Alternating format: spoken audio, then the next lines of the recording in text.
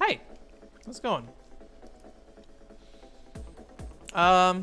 Play more Bomberman 64 this week, and hopefully we'll beat it. I mean, I think we are at the end of the game, so the smart thing to do would have been to plan something else to play in addition to Bomberman 64. Hey Alex, how's it going? But I have not planned anything. You doing good this week, Alex? And it's been a little bit since I've seen you in chat, but I know it's also late for you, so I'm just checking the audio here real quick. So nice Easter break. Do people get it off Easter break? How long is your Easter break, man? Is it like a whole week?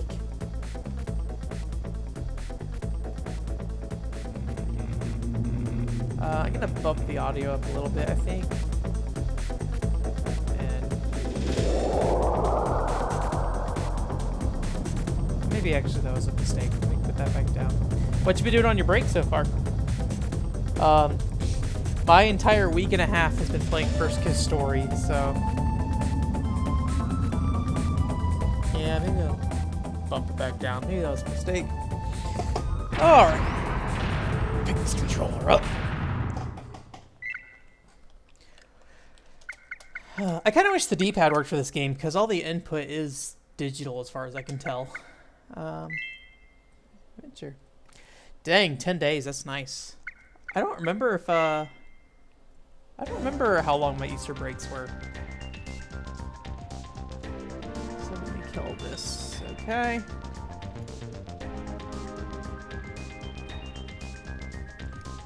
I was talking to someone recently, oh, you know, I was actually in Peach's chat. He's a streamer I watch, and we were talking about Japanese role-playing games. Oh no, do I have to start again from stage 1? It's left and right to go up and down. Oh, maybe I didn't save last time, or maybe they just start you over at the beginning. Okay, well, we'll try.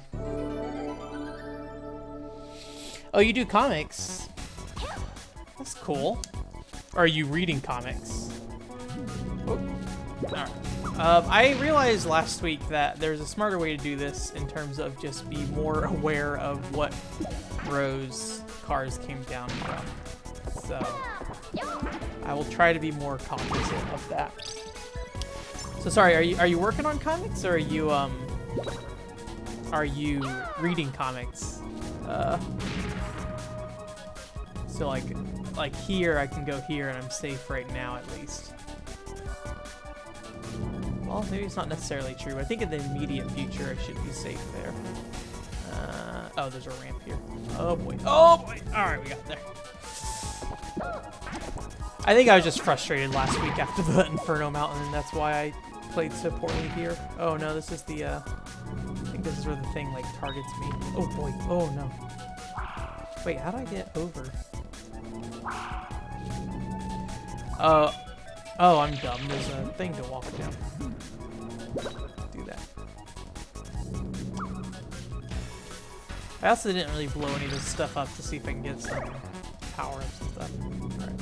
I'm gonna cross across and just go. There we go. Okay. Oh, that killed him. Cool.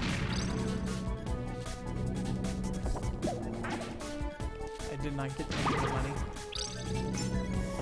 money. But yeah, I've been mainly playing First Kiss Story on my side.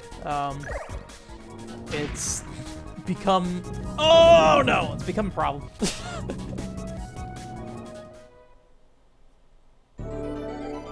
Oh, cool. That's awesome. I don't know anybody who works on comics, really. I mean, I know people who did, like, little... like, I don't know, like I assume this is like longer form comics or something like that. In terms of like, oh boy. You know, something that might be more of a series than, or a, if not a series, but like a multi-page thing. versus just like a 4-panel comic or something. Because I do know a lot of people who do like little 4-panel comics, but I think it's more of just like artists who aren't necessarily like, I don't want to say they're not like a part of that craft per se, but like that's not their focus. They're more focused on just doing traditional art, and then like if they have an idea for like a comic, they might do it. So I don't really know anyone who like does a consistent, oh my god, consistent comic production, I guess you'd call it. Oh, there's the, get down there. Oh, oh my gosh, oh, get back. Okay. Wait, is there no way up there? Dang. Where did I mess up? I needed to dang it! I needed to pay attention to the platforms on top, so, and go the correct way. I'm already doing a great job of just messing up this up entirely. So yes, there's no way to get up over there, but there is a way to get up over here, but I can't get up here, so I got to go back this way. This is what I need to do, and then go right here. Okay. Oh boy.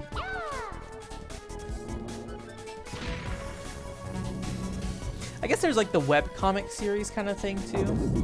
Oh, dang it, I didn't look at the screen and got stuck apparently.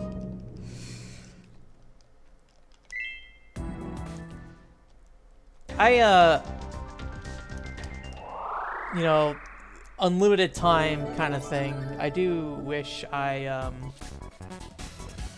spent more time like getting better at art. I don't know if I'd ever be a good artist, but I think I would enjoy drawing. And no, I did do a little bit of drawing a while ago, but it, I think I had a brain fart again and forgot how to do this part. So yeah, I need to cross over up here.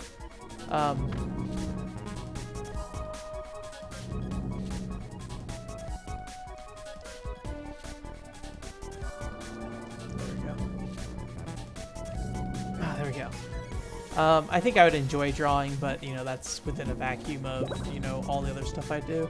So, it's not necessarily, you know.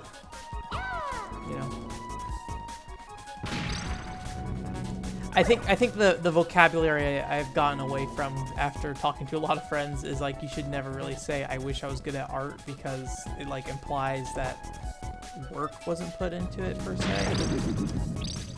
I messed myself up.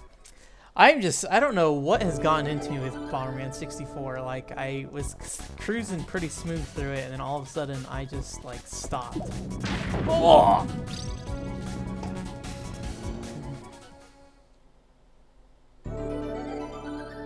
Oh, cool. What kind of a game is it? Like is it like an RPG Maker kind of thing, or? I've seen some, oh man, some local developers here who have built like an entire RPG series in RPG Maker, which I thought was kind of interesting. I mean, I'm dumb.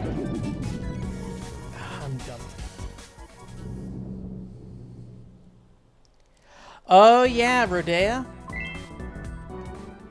I'm trying to think, is there any additional media for Rodea the Sky Soldier?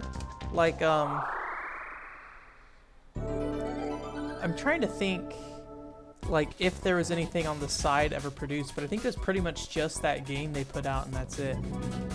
Like, I don't think there's any art books or any, like, additional lore or anything like that. I'm always surprised what has drama CDs and stuff like that, though. Like, Puyo Puyo has drama CDs, weirdly enough. Just like, oh, okay, sure. But apparently Puyo Puyo is a very character-focused story that I had no idea existed, really. At least no idea until like probably like 5 or so years ago when I started seeing drama CDs for Puyo Puyo. I looked out there, that car would have hit me. Let's not blow ourselves up this time. Get rid of those guys in this corner.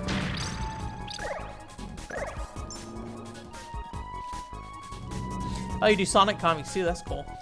I don't know a ton about the Sonic like fan comic scene. There's someone I follow who does some really cute Sonic art. Oh boy, get up there. I can't remember her name. At least I think it's a lady. Oh no. She has like a I think like an original Sonic character that has like kind of, I don't know what you'd call it. Oh, get away from me.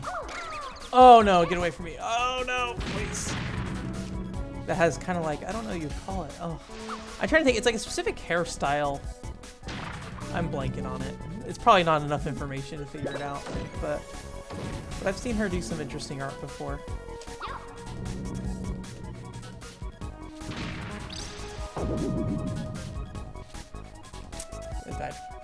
That's what I get for reading chat. Reading chat in the middle of a battlefield. Maybe don't do that. Oh, I didn't know. Yeah, I didn't know there was an art book for Rodea. Was it like a special edition that launched with the game, or is it like a separate thing they sold? Oh boy! Oh boy!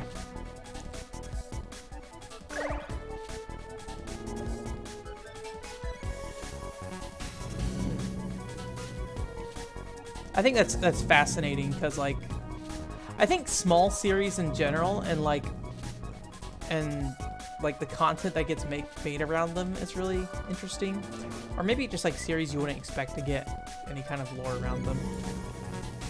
So yeah, sorry, I turned my brain off and now I'm not like thinking about what I'm doing. There's that guy shooting at me. How do I get across here? Is it just going to the left, I think? Yeah, okay. Go, go, go, go, go. I've never read any, like, the Archie comics for Sonic. I don't know if those are considered to be good or not.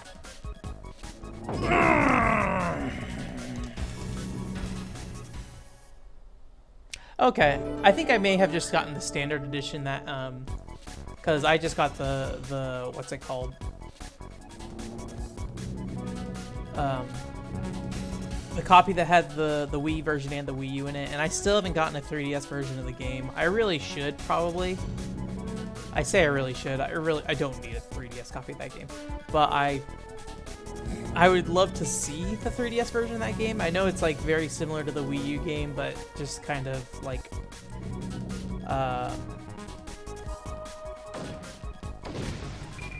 kind of a.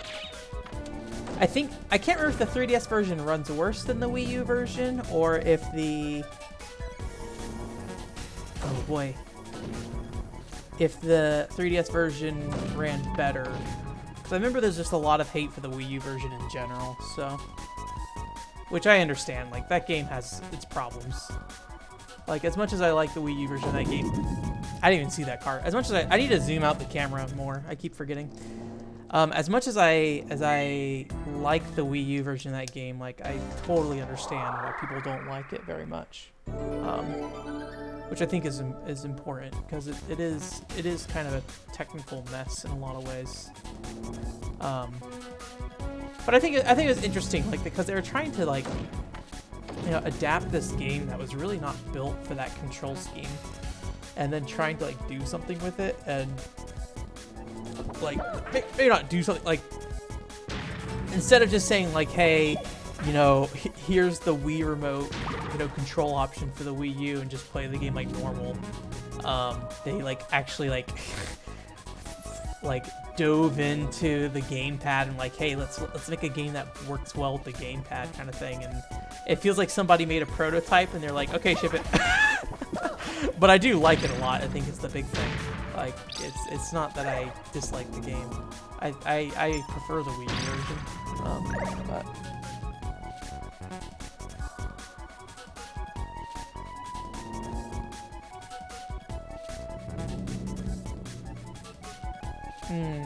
do you dislike the Archie comics? Because you kind of say it in third person, like that's kind of separate of your own opinion of them. So I don't mean that in a bad way if that came off that way. I'm just curious about your thoughts on it. Because there's the Archie ones, and then there's Sonic X. Is that another series? I'm very like have limited knowledge of the extended Sonic lore, but I do have some friends that are into Sonic quite a bit, and I have my own interest in Sonic. I'd say I'm less interested in the character development and stuff that happens in Sonic, and more of the you know, it's really weird. I don't know what I like about Sonic per se. I keep getting mixed up here. I need to keep going this way. I don't know if I can really put my finger on what I like about Sonic very much, but I like a lot of them. Like, I really like Sonic Colors. I really like Sonic Adventure. I really like Sonic 2. I think Sonic 1 is a good game as well. I think there's been some kind of like a change of opinion on 1, because it is a very like I don't know, like it's not a lot of going fast unless you've memorized the entire level, I feel like, in Sonic 1. But even if you're not doing that,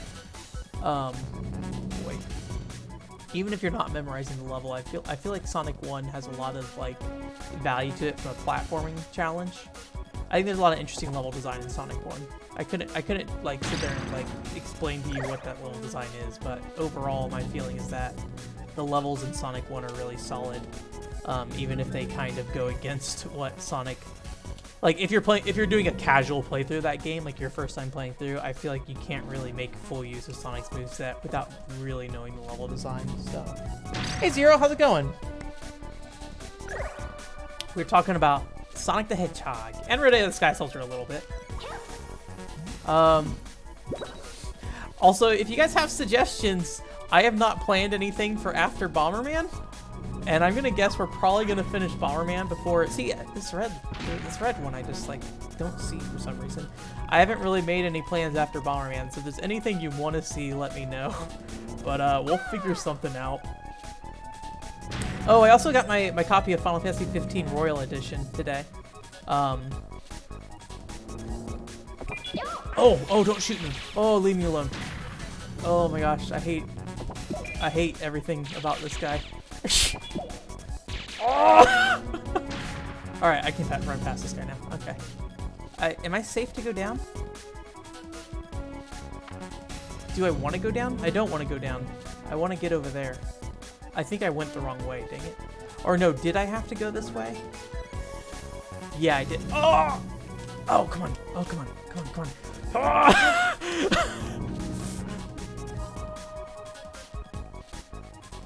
Alright, I'm safe. We could put in my copy of Final Fantasy 15 and see where the heck I am in that game, because I have no idea where I left off. The last thing I remember is like an ice cave with like a weird spider lady in it. There we go. Keep on running. Whew. A Wii U or an import PS2 game?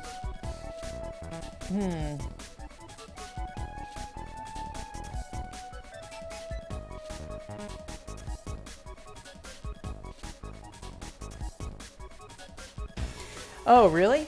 Well, I guess, like, I feel like Sonic the, getting back to your comment about the originality being kind of discouraged in the Sonic scene, I feel like, Sonic has a very specific template to it, like, in terms of its visual design, at least. Like, aesthetically, I think it's a, like, I don't know.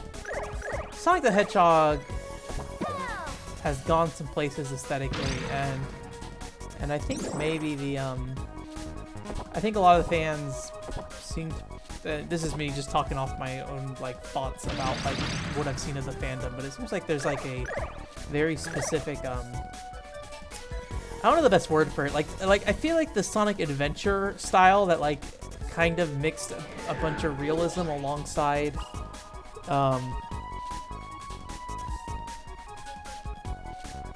bomb kick. Oh yeah, this fight. I remember this one. I think I beat this and it was pretty easy. Sorry, I'm having a hard time explaining my thoughts on the aesthetics of Sonic. Oh my gosh, that was so close. I didn't realize how close I was. Oh, I didn't get any of it. Okay. I'm having a hard time explaining my thoughts on like the aesthetic of Sonic, but I feel like Sonic the Hedgehog has a very unique aesthetic, I guess is what I'm just trying to say. And I think maybe if you distance yourself from that, maybe some people don't appreciate it as much because it is a bit. I think maybe I died on this guy because I remember that killing me. The thing that literally just killed me in my face. Yeah. Oh yeah, no problem, Zero. Yeah, you should do exams. Always come first. Please do your exams. I really don't have anything planned out besides Bomberman at the moment, so you're not missing out on much. At least not that I know of yet. Yeah, well, I don't know if I have any import PS2 games I haven't already played on stream, or at least anything that like I feel comfortable spending more time with right now. I'm trying to think what's over there.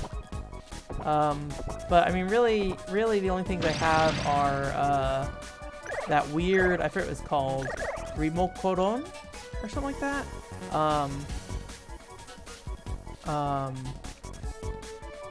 Dirge of Cerberus. But I mean, I have English copies of Dirge of Cerberus too. And something else. Oh boy. So I hate that the power-ups like move away from you. Yeah, I think if you were in my PS2 Japanese stream already, Alex, I don't know if I have anything new there. I do have Wii U games though. It is kind of like Frogger 64, yeah. All right, I need to watch out for this thing. Both of these things. Okay, it hit him. Interesting. You use them as like Cuban shields. Oh, I got shot.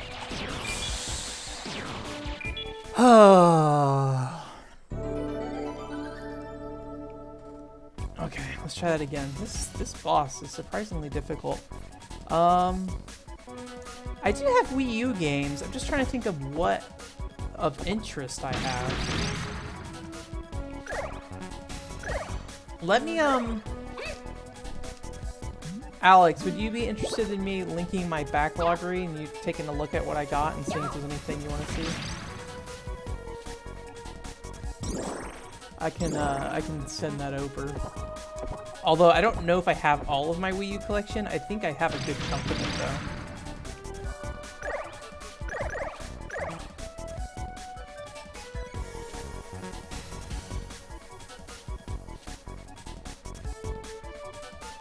Yeah, I mean, I don't know if Zero is still here, but like,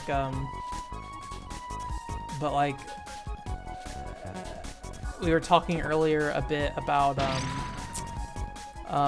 Persona, like the Persona announcement, and like people being upset about the outfit of one of the Persona characters in there. And you know, I understand why people are upset about that character design, even if I don't think I necessarily agree with them. Basically, if you don't know, it's like there's like a girl who's a gymnast in the game, and she just shows some skin, and mostly, honestly, I don't know much about gymnasts, but I looked up, gosh dang it, I looked up some gymnast outfits, and it looks pretty in line with that kind of stuff, with the exception of I think it maybe had some additional cleavage that you wouldn't typically see on like a gymnast outfit. But people were like trying to basically cover up her legs and everything and make her look more like a ballerina. And I talked about this on the podcast a while ago. Man, this stage. Maybe this is why I was on stage 1 still, because I never got past it. Oh, okay. Yeah, I'll link it to you. I kind of, I mean, I started becoming relatively invested in online internet conversations about video games in about 2004, around the DS launch. And I feel like at this point, I've kind of seen that people will, like, it's not even the same people, but I think a lot of times we perceive it as the same people, where it's like, there'll always be somebody who's upset about something you do, or like some design decision, and at some point there's not a lot you can do about it. I think you really just have to be true to like what you want to do, you know. And I think if you're not true to what you want to do, then I don't know. I mean, I think, and the important thing though is that I think, especially if you like want to improve, there's always like good feedback. Like it's good to get feedback and stuff, but if somebody's just like attacking you or something, or saying your idea is stupid or something, rather than adding something constructive, I mean, it's probably not really worth listening to. But you know, it's just kind of how it is. This list feels small, but maybe my Wii U list is small. Also, if there's anything in any other console you're interested in, let me know if you can get that URL there. But if there's anything in any other console you're interested in, feel free to let me know as well. Like, but it's gonna be kind of hard in terms of like, I still don't have all my games with me still, so there may be some gaps. But if you can give me a general idea of what you might be interested in, like I think the Japanese PS2 games thing was a good suggestion. I just kind of had already streamed all that stuff in the past, so I don't know if there's anything new I could really do at this point. I am looking at maybe importing some stuff here in the near future. I have some things I want to go ahead and import, and it's always better for me to do it in bulk, because then I can save on shipping costs. So I might do some import stuff, and that would include at least the Goemon game for the PS2. I took an interest in recently because it's the same studio who worked on Castlevania 64. Not necessarily the same team, but it is Konami Computer Entertainment Kobe, which was the Castlevania 64 team, or studio, I should say. Also, I'm gonna really try to get through this area without losing any lives. So if I don't reply to chat for a second, my apologies. But I really want to get past this part of the game. And I feel like I just need to do this.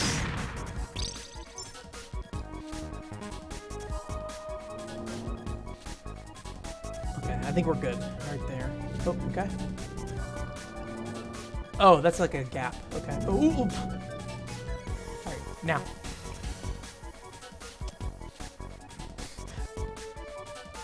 Nintendo 64 is something I think I have almost all of my games, if not all of them, most of them. So if you look in the Nintendo 64 section, you might be able to find some interesting stuff. And my 64 is already hooked up, which makes it easier. I was thinking about maybe like there's not a new 1080 game announced, but Giles Gordard. I hope I'm pronouncing his name right. I always forget. He's a guy from the UK.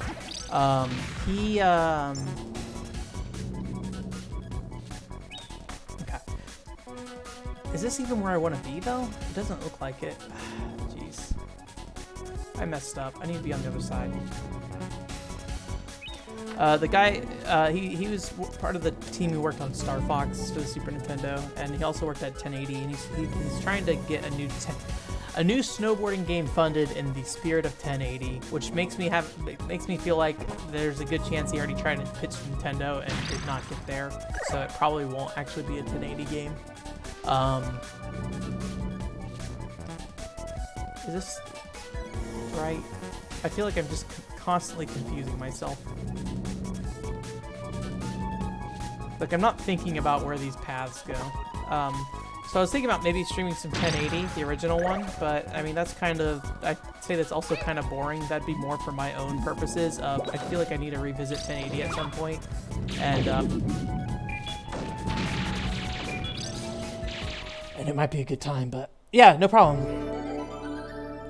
Mighty No.9 or SMT Fire Emblem? I would definitely be able to play Mighty No.9 or SMT Fire Emblem. Do you specifically want the Wii U version of Mighty No.9? Because I definitely could do that version, but it's a rough one. I have it on PS4 as well, and that plays a lot better. But if you want to see the Wii U version on all its glory, we could definitely do that. The Wii U version is I think it's playable. I don't want to say it is playable. I think it feels playable. But honestly, at the rate I'm going through this level right now, I'm starting to really wonder if I'm actually going to get to this stage. Because I keep forgetting, like, how to get where. So I want to be over there. So let's drop down here. And let's get up here. Oh, jeez.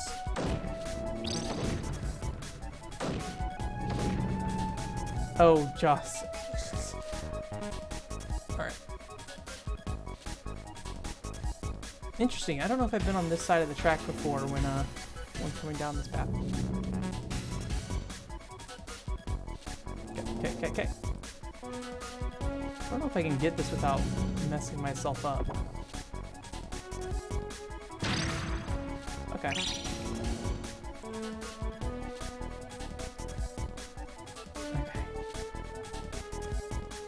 I've never played that Shin Megami Tensei Fire Emblem, so I don't know what the beginning of that game's like. If it's like super slow, like sitting there and reading, I'm okay doing that. It just might not be particularly entertaining for the short period of time we're playing it. Because anything we do with this week is probably going to be very short term. Oh my gosh! But I can definitely look at that as well. I'm bad at Mighty No.9, but I really like it. I don't know if I can even hit that thing there. Okay, where do I want to get down from? I think I want to go down over here.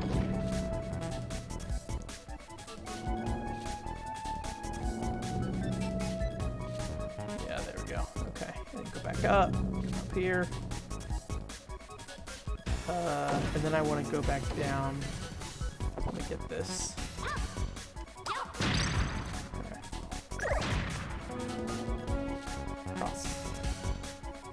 Across the street. Alright, here we go. Yay, okay. Is this the boss room? Yeah, okay. I don't know. How many lives do I have? 1, 2. At least I think I have continues left, which I think is what's probably more important. I mean, I think the Wii U version is plenty fine to play. It just is it's a rough version. I definitely don't mind playing it though. I played through it in its entirety. I was debating whether or not I should, but I really wanted to see like how that game held up the whole way through on Wii U, so I did that. But yeah, we can definitely do some Mighty No.9 after this. Assuming I actually beat Bomberman in a reasonable time.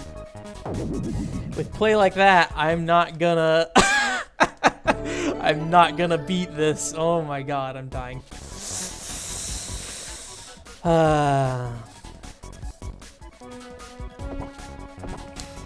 Maybe it's a boring answer, but I feel like Sonic really just is about the speed for me in some ways. Like, I think Sonic 1 is interesting because it, like, doesn't have as much speed. But, like, if I think about the things I love about Sonic, it's always the games where you're going, like, really fast, probably. Like Sonic Colors. I like Sonic Colors. I mean, Sonic Adventure, there's just the levels that...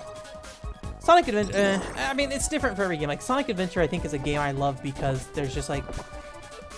I think I love it in the same way that I like all early 3D games, where it's just like people just trying to figure out how the heck do you make a 3D game.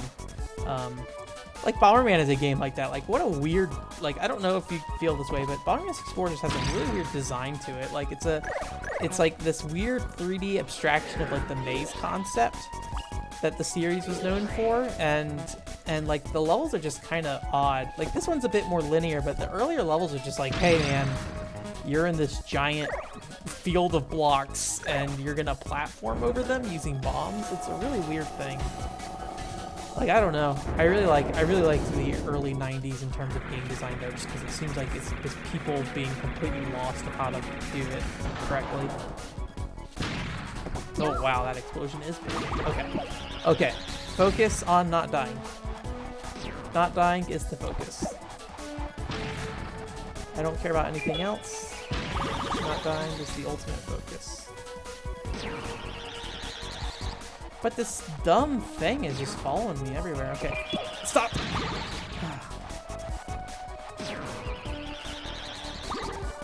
Also, these axemen are everywhere. Ah! My own bomb killed me. Oh.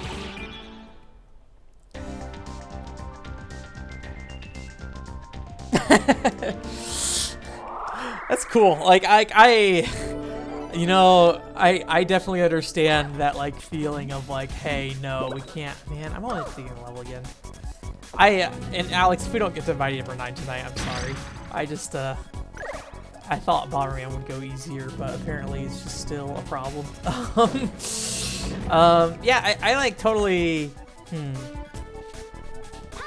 As somebody who spent way too much money on stuff that doesn't matter sometimes, or maybe didn't matter as much as it should have, depending the cost of the game, I do really respect people who spend like, who know their passion about a game enough to be like, yeah, I'm gonna spend $200 on this. Like, I think that's interesting. I feel like all my purchases are just impulsive is the problem. Is like, I don't really have like a, oh, Jesus. Let me get there. Like, getting a Frame Meister, I guess it's like a passion about retro games in general, but it was more a utilitarian thing. I don't know. Don't listen to me. I'm just rambling. I think that's cool, though. I'm thinking about maybe getting a... Also, my headphones are messing up. I'm losing the audio in my left ear from time to time. Ooh. I've been thinking about getting a Blue Breaker figure, which is only $35 to $40, except for I have to buy it from Yahoo Auctions Japan, and it's also not assembled or painted. So it will be an adventure. A, getting it to me. B, assembling it. C, I'm not gonna be able to paint it because my hands suck. My hands shake really bad. I've always had really shaky hands growing up, and I probably can't paint it reasonably. I've never really painted much in my life, so like I probably would have to pay somebody to paint it, which would be a lot of time. So, and I would want to pay them appropriately is the big thing. So I don't know. We'll see. Like I wouldn't want to, like, you know, pay somebody for you know, not. Like, my sister was saying she would do it for free, but I'm just like, no, this is gonna be a dumb, silly thing that I want for myself. You should definitely accept money for it if I make you paint this figure. Okay. Whew. Also have to buy the paint. Hey, Anthony. I have never asked the doctor about my shaking. When I was a kid, we talked about it, and they basically wrote it off as a video game thing. So, I don't know. It's probably something I should talk to my doctor about.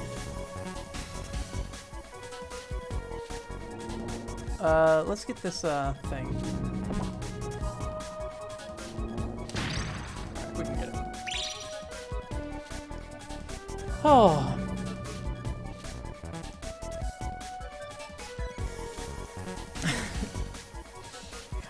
Yeah, I wonder if people consider this game hard. Like, I'm very confused as why the difficulty spike was so much. I feel like it just might be me and my, like streaming this, it's a lot harder to pay attention to what's happening sometimes. So this level in particular, like, I don't know if you guys are noticing, I am just getting lost a lot of the time. And I think it's because of just how this level is laid out. And yeah. How you doing, Anthony? You doing good? Sorry, I didn't ask you how you doing when you came in. I was too busy thinking about your doctor comment, trying to diagnose me with something, Anthony. Jeez. But yeah, that wasn't something. I did have like a doctor's visit where I just like basically went over everything that was happening with my body and has always been happening with my body, and most of it they were just like, well, that's just kind of how it is. And I'm like, okay, well, sounds good, I guess. Oh boy. But shaking hands was not one of them, so I should have probably brought it up, but I just didn't think about it. I didn't really start thinking about it again until I was trying to get that thing painted, so. Let me pass. Alright.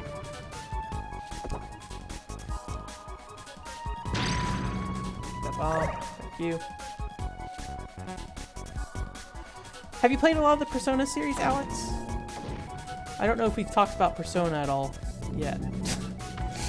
I have not played any Persona in my life. I've only ever played Mach X, which isn't even a Shin Megami Tensei game, but I kind of just consider it as such. I wasn't paying attention and didn't realize I got shot. Oh, congratulations! Graduating the puppy training. That's cool. Did you post your you died picture or video on Reddit or whatever you're gonna do with it? I don't know what your ultimate plan was. Do you get a certificate when you finish puppy training? I would be into that. Like, I don't know what to do with my diploma, but if I had a little dog certificate, I'd be like, yeah. Hang this on my wall.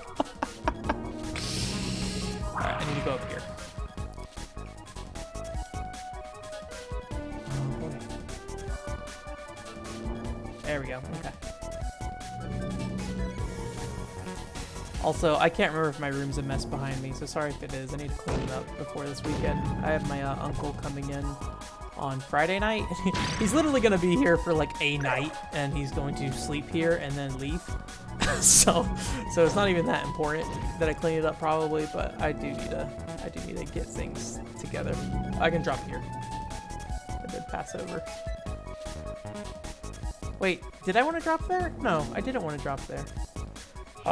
Sorry. Let me figure out what I'm doing here again, because I seem to continue to forget what my goal here is. So I went over there, I got up here, I need to drop down to this place in front of me. Don't get hit by the car. So drop down here, go to the right. Okay, don't get hit by that. And then I need to back out over here, come back up here, run up the stairs, come up here. So this is where I got messed up. So I went up this way, I need to drop down here, run across here, and then run across here, and then I can leave. Okay, it's weirdly complicated. Oh, I need to get that too. I need to be careful because that guy can shoot me as well if I stand still. And then just go. Go, go, go, go, go.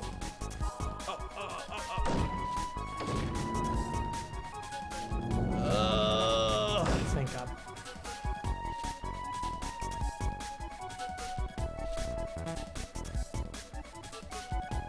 Oh, yeah. Is Catherine on Vita, the full body one? I didn't realize that.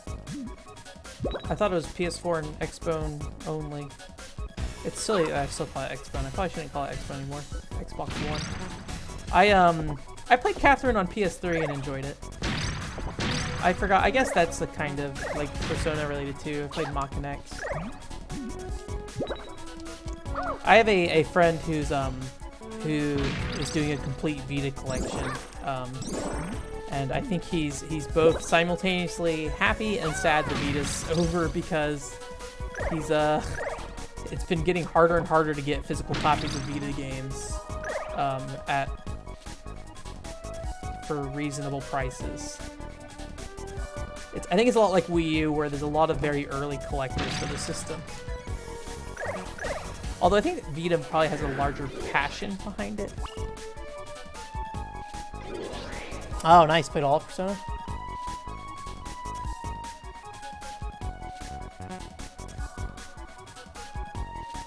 Yeah, I've had some people tell me to start with 5.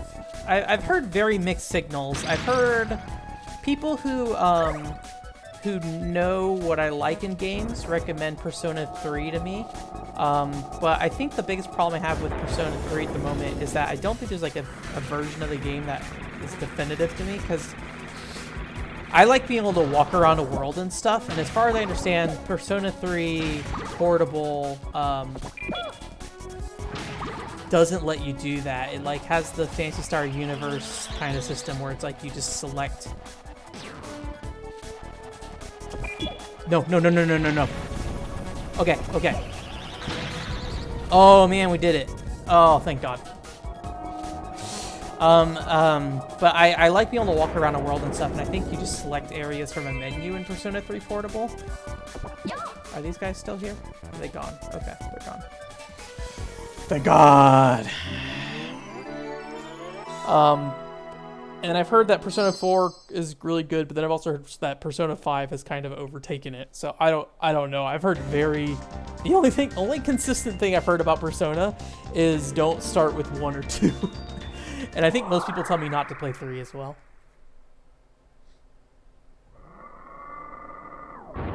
You have to put a little cap on, or try to put a little cap on them. That's cute.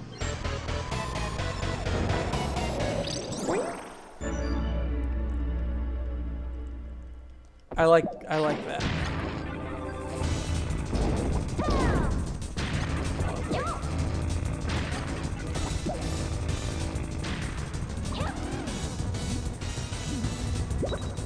Not that I'm saying your opinion of Persona is wrong or anything. I literally have no thoughts on it. I just have been told a lot of things over the years about it, and so it's interesting. It's interesting to see like all the different thoughts people have. It feels very much like a Final Fantasy kind of thing, where it's like there are people who will die by Final Fantasy VII. That was interesting. There are people who like die by Final Fantasy VII, but then you have like people who are like Final Fantasy VI is the best. Final Fantasy. I think there's people who think Final Fantasy V is the best. It's just all kind of all over the place, and I think that's part of what's like really fantastic about Final Fantasy. You know, I can't speak for Persona per se, but I have played most Final Fantasies. The exception being, you know, I haven't kept up with oh man, these rockets. Oh man, that rocket like is a heat-seeking one. I haven't kept up with Final Fantasy 14, and I haven't played through Final Fantasy 15 as well, but like that series, every game has just like a really distinct feel to it, and I think each game has like its own unique like because of the unique aspect of all the games. Like there's different people who love each game for different reasons, and I wonder if Persona 3, 4, and 5 kind of falls into that. Jesus Christ.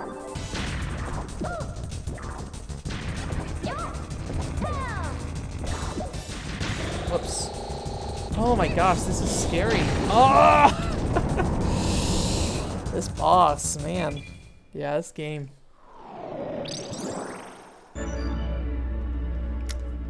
X4 for life, or like, are you talking about? What are you talking about, Anthony? X4? If you said X4 to me, I would think you're talking about Mega Man.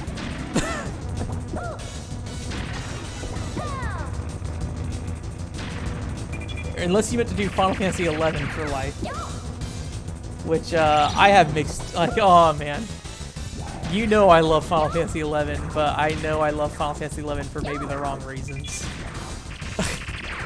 I think I've had a lot more of a more grounded expectation of Final Fantasy 11 over the years, though. I wish I spent more time writing about Final Fantasy 11, but you know. No. Okay. Nope.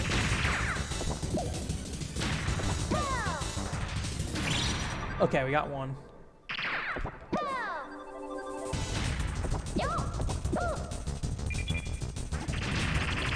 I feel like going right on my analog stick just isn't working out how I want it to. Yeah, standing by the wall seems like the best option. Alright. Ooh, that was dumb. Alright. Oh, man. Okay. Yeah, I mean... Yeah, oh, 10 for life. Gotcha. Okay, that makes more sense. Yeah, I mean, like, I think people would find my opinion of Nier Automata boggling. I find people's opinion of Nier Automata boggling. It's just that, yeah, everyone has different like tastes and sensibilities about the game. But you know, I don't know a lot about Persona. I don't know how similar those games are to each other. But I mean, you know well enough, like considering you've played all of them, like you know. I need to read what he's saying. The passage inside Alpha's are controlled by electronic switches. Turn the on to open the passage on the door. This will also activate traps, so be sure to proceed with caution. You activate the alarm by turning the switches off. The switches can be turned on and off just by stepping on them. Okay. I think you get it. Of like, you know the intricacies of each game, and so I definitely believe you in your. From what I hear, 3, 4, and 5 sound like they're all solid games. Oh, dang it. I should have thought about that before I did that. But yeah, it probably just varies per person. Oh man, nice. I think Final Fantasy X is an above average Final Fantasy for me. I think that's where it sits for me. I think I put 10 above 7, but I think for very different reasons. I think 10 for me is a very gameplay centered Final Fantasy in terms of what I like about it.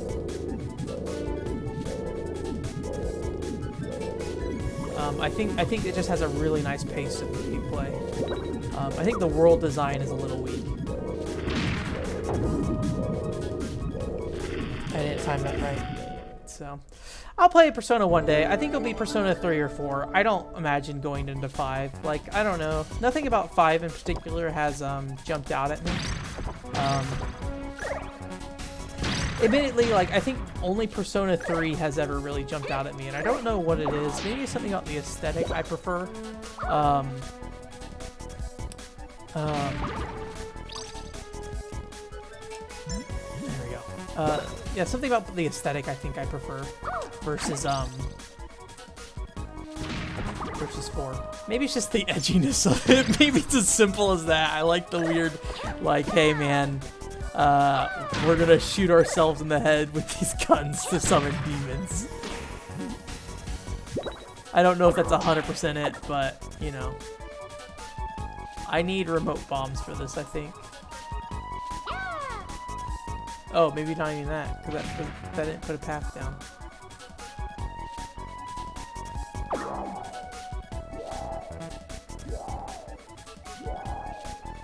Oh wait, is it weird?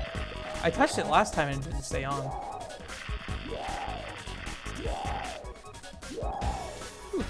Probably should have risked that.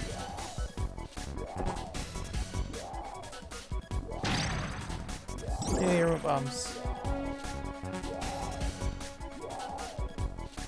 Yeah, and 3,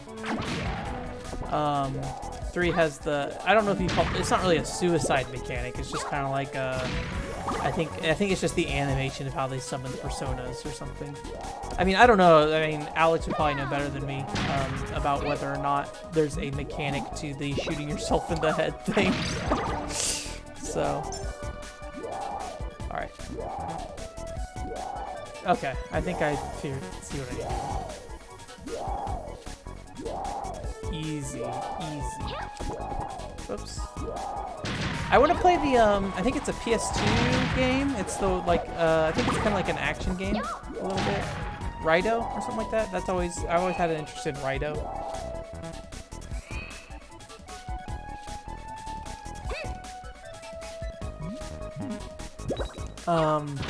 That's just like an SMT game, though. I don't know, are there any Persona spin-offs? Because, I mean, Persona is really just a spin-off of SMT. Oh, Persona Q. That's a spin-off series.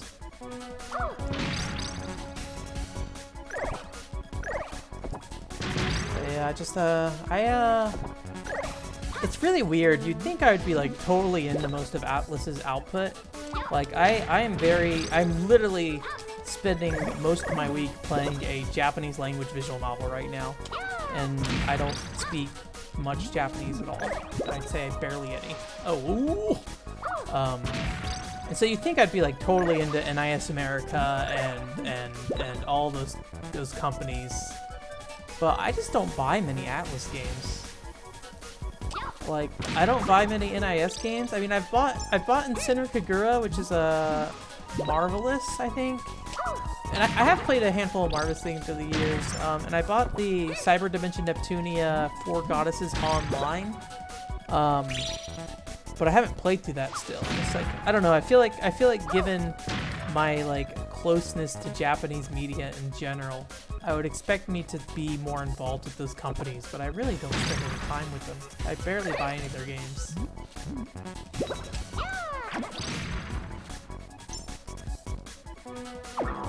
Okay. For some reason, I thought the little triangle was like a heart on the ground.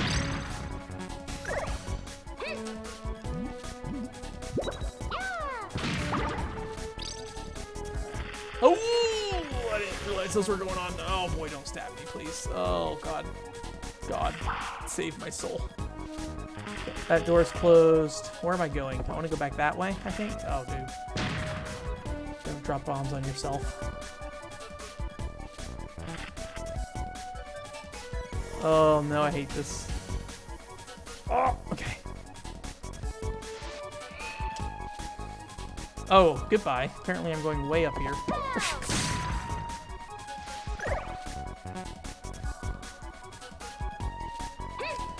Did you give me Nocturne, Anthony? I can't even remember. Or did you keep that? Oh, no! Okay, we're fine. Wait. Wait. How do I... Oh, there it is. Oh, wait, no. Is that what I wanted to do? Wow. Oh, yeah. I forgot about the dancing games and the fighting game.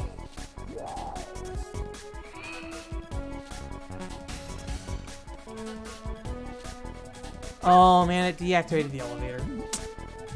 Dang. Alright. Let's go this way.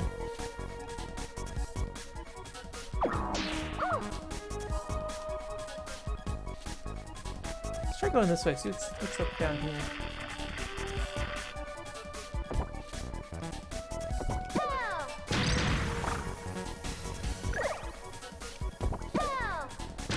I'll have to look at my shelf and see if it's over there. I don't think he gave it to me, but I could be wrong. Do I have my glasses with me?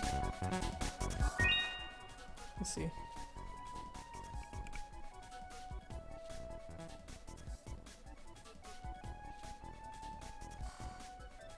I don't think so. I don't see... I think the only thing I see by S is Shadow the Colossus. And I don't know what that other thing is. That weird motorcycle racing game you got me.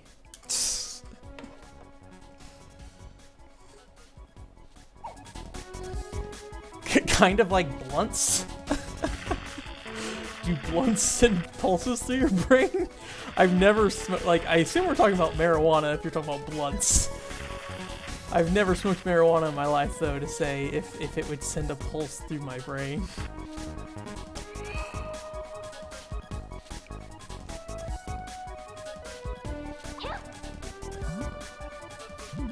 I'm kind of surprised because I feel like, I guess I'm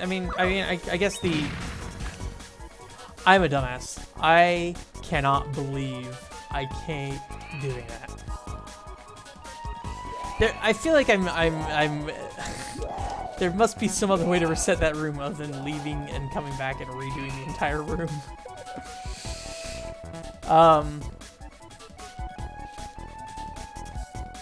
I guess I sometimes forget that Shin Megami Tensei probably was popular in Japan it was popular in Japan way before it came out here.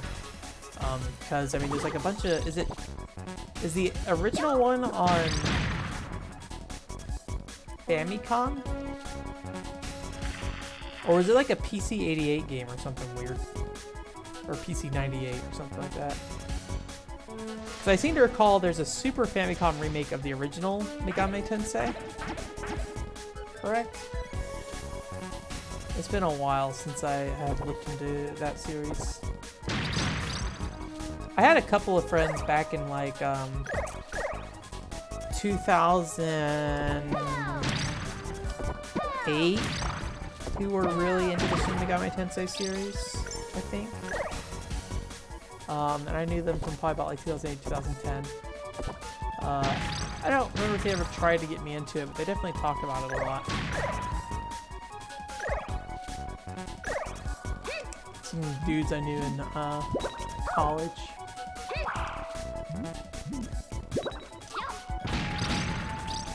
It's around the time Final Fantasy 13 came out, now that I think about it. I remember they were very upset about Final Fantasy 13, and I was just like, I'm just playing Final Fantasy 10, yo. Leave me alone.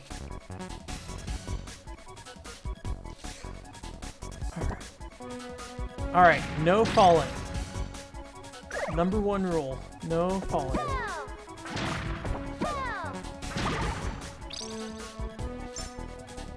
What do we got going on up here?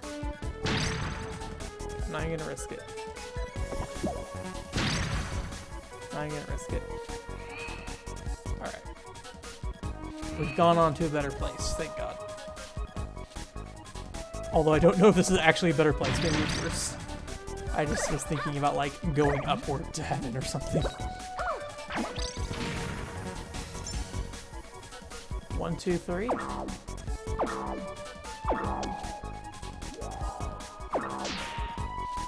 Oh, I can only turn on one at a time.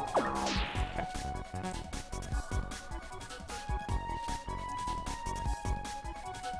Yeah, you know, I feel like, you know, as much as I like JRPGs, I haven't played that much, like, spent much time on, like, I don't even know if I'd call Shin Megami Tensei niche anymore. Like, I haven't spent a lot of time on anything outside of Final Fantasy. Like, I played Tales of Symphonia, but that's pretty big. I'm a big fan of Baten Kaitos. Baten Kaitos 1 and Origins. The Xeno Saga, I feel like is a series that kind of came and went a little bit, but then is kind of back again, so... Like, I don't know if I'd even call that very, like, not really obscure. But yeah, there's just a long time where I really had only played Final Fantasies.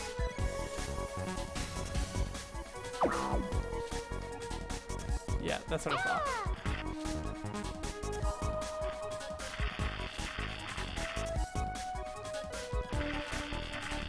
So there's a lot of, like, smaller series I just never really touched.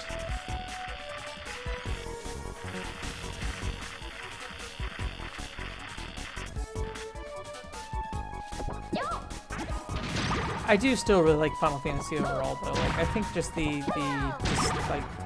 variance in its world, even in its mainline entries, is just really appealing to me. I don't know if I'm doing the right thing.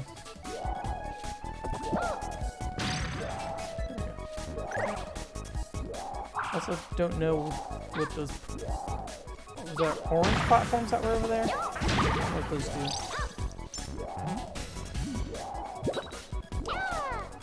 You know, one series that I keep getting people to tell me to check out is it Trails of the Sky or something like that, or Trails of Cold Steel, Trials of Cold Steel. I always forget because Trails are Trials.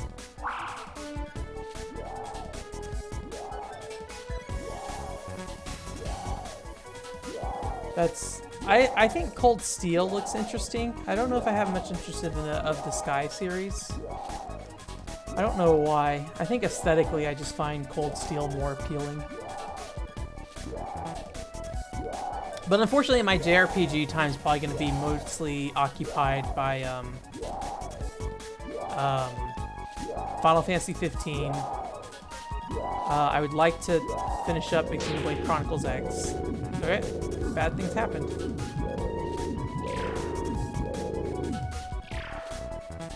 Ah!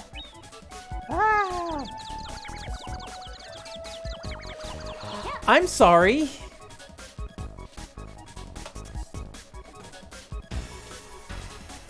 This is the beginning of the level.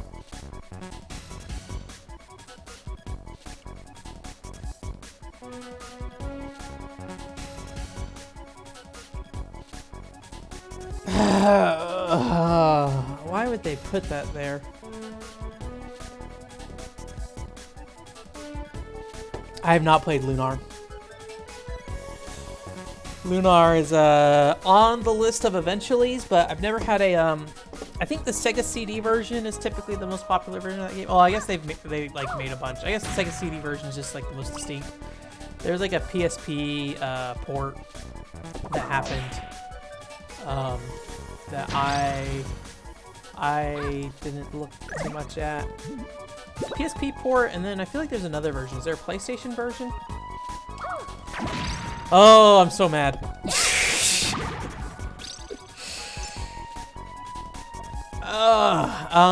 Yeah, but that's a series that I would like most JRPGs, I would like to eventually play, but we'll see if I ever spend the time. On the bright side, like, typically 16-bit RPGs are closer to like a 20-30 hour mark.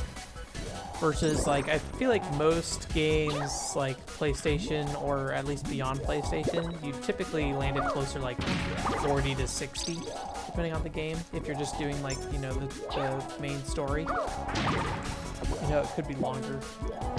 I think Dragon Quest VIII might be the longest that comes to top of my head that I've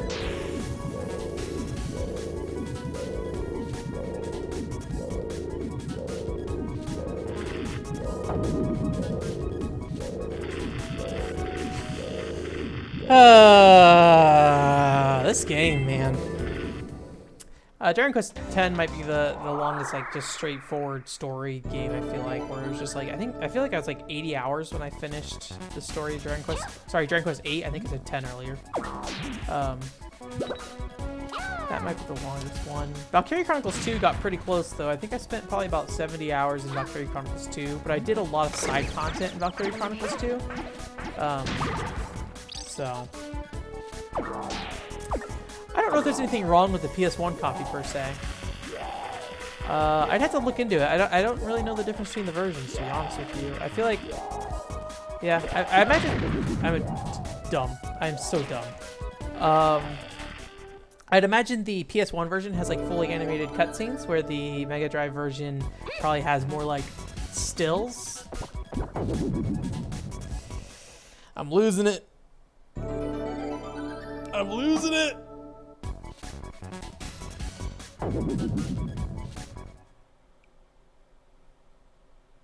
This game.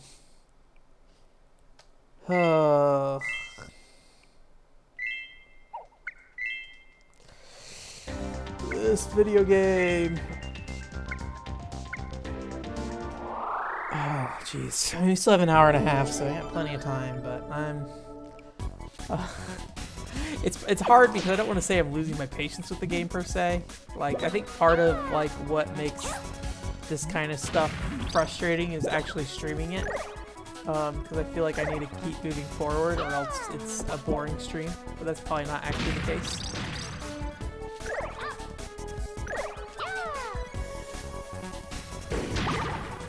But I think that's like my gut feeling. Oh yeah, you lean towards action RPGs. Are you interested in Yokai Watch 4? That has like an action RPG element to it, unlike the previous Yokai Watch games. 4 has like a very interesting, like, I don't know what you would call it. It's almost like a monster management aspect to it, where it's like you're like draining enemies from or stuff from the enemies, and then like reapplying it to your own yokai. But it's all action oriented, which I think is cool.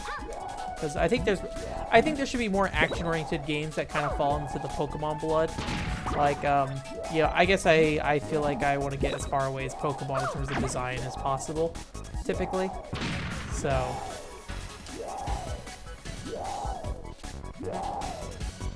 I did not pay attention to that.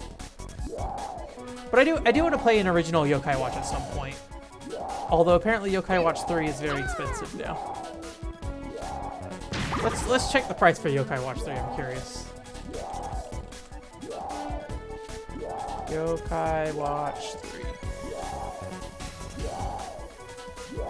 The digital code is $40.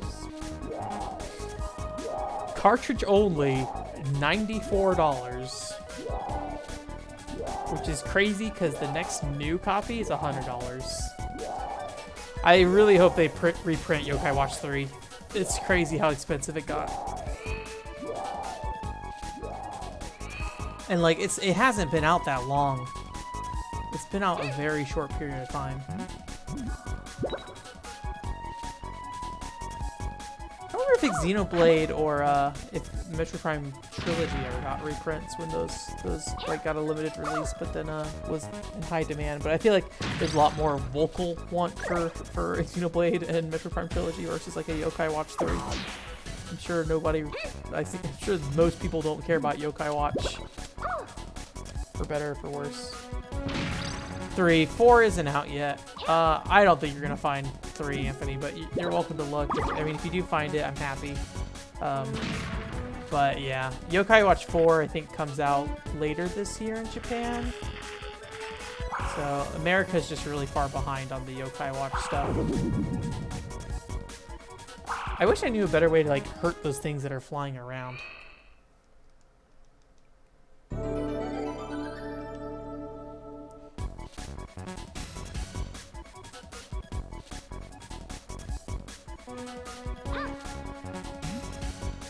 I'm not really sure what I want to do in terms of Pokemon games going forward outside of Yokai Watch.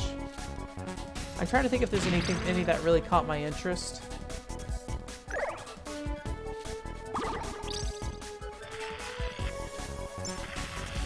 but I can't think of anything off the top of my head.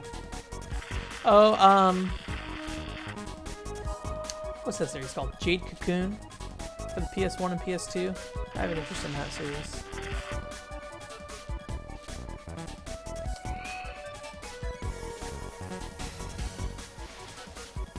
Oh, really? I didn't know that they're, well, I guess I don't really know anything about those ones. I picked up, the Game Boy Advance game Stray Rondo on GBA a while ago, but I want to play the fan translation, so I need to get a, what's it called? I missed the remote bombs at some point. That's unfortunate. I know where the remote bombs were. Dang. Oh well, this is not big. We'll just keep going. I don't really know much about the PS2 games. I thought the GBA game was interesting because it's like you have like a crafting system mid-battle where you craft spells. I thought that was pretty cool. Oh, oh, oh, oh. Thank you.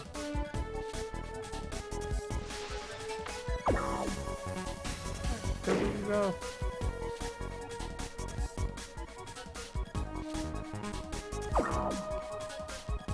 Oh, that's pretty short. Not that the short is a bad thing. At this point, what I want in my life out of games are games that don't overstay their welcome. like I don't want a game that doesn't feel like it has time to really explore its mechanics. That's too short. Like Liberation Maiden is a game that's way too short in my opinion. But if you tell me a game's like 10 hours long and feels really great, then I'm all on board. Give it a look. I think you like. Did you recommend? Was it Gun something last time? Gun Girl? Gunslinger Girl? Is that what it was? I looked into that and that looked kind of interesting.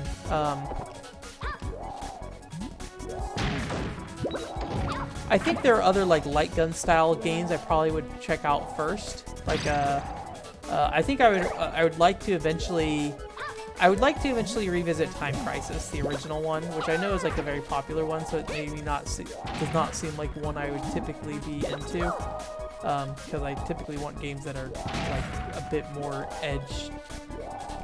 But I really like the voice acting in Time Crisis. I would like to spend more time with on-rail shooters in general. But I mean, and this is why I kept all my old capture gear, because like at some point I'm gonna need to hook those consoles up to a CRT to do, you know, what's it called?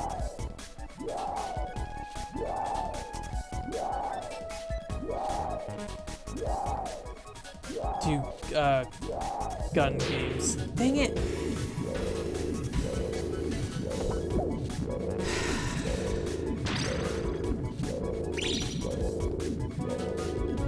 Is that literally it? Is there nothing I can do? Do I just have to go back to the beginning of the level every time I fail this? Like, that seems ridiculous.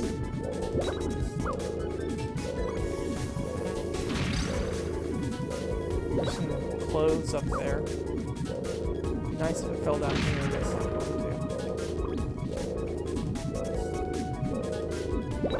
to. I guess I do want to play Let's Go Pikachu and Eevee at some point.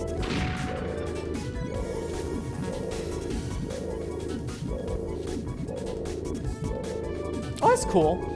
Yeah, I'll have to get that a shot. It's interesting because I've never watched, I watched a little bit of Full Metal Alchemist, but I don't really know enough about it, a lot about it, but like I think the games look all really solid. Oh, why?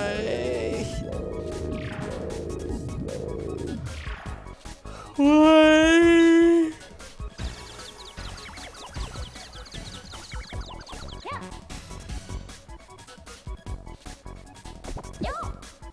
I hate everything. I hate this video game. Give me my heart. Stop. I hate you. I hate everyone. Leave me alone.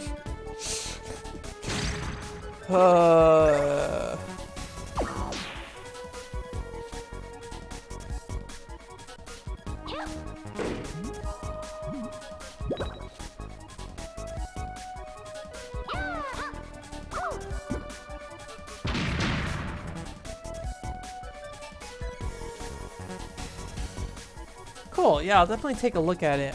If it's cheap, that's like especially appealing to me, because like, honestly, a lot of my import games are games that I just was happy to be able to like just throw on to...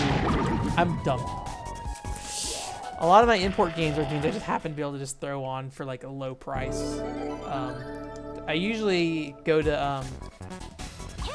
Usually I want some, so like how I do my import shopping typically is I usually want something very specific, and I will usually get that and maybe like 2 other things that I had in mind that's kind of semi-related. And then I shop with Vink at Japan Retro Direct, and I typically look through whatever he currently has in stock, and then from there just kind of throw on some extra stuff. It makes it worth it, because like, you know, it's not expensive to ship something from Japan, but it's more expensive than just shipping anything else. You know, I risked my life. So yeah, I might see, especially if he has like, if he already has it listed, then I might end up being able to just pick it up pretty quickly. But I could also ask him to go look for it if I wanted to. Or I could also just buy it off the internet, off somewhere else. I try to give Vink my business though, because he's very accommodating for me, and he looks for some of the more dumb stuff that I need, like First Kiss Stories, desktop accessory CDs. So I really do appreciate that. Oops.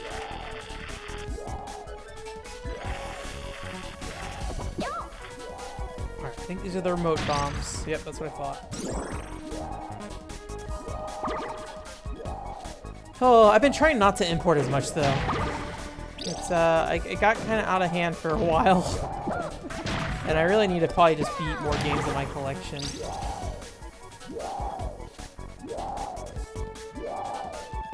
So,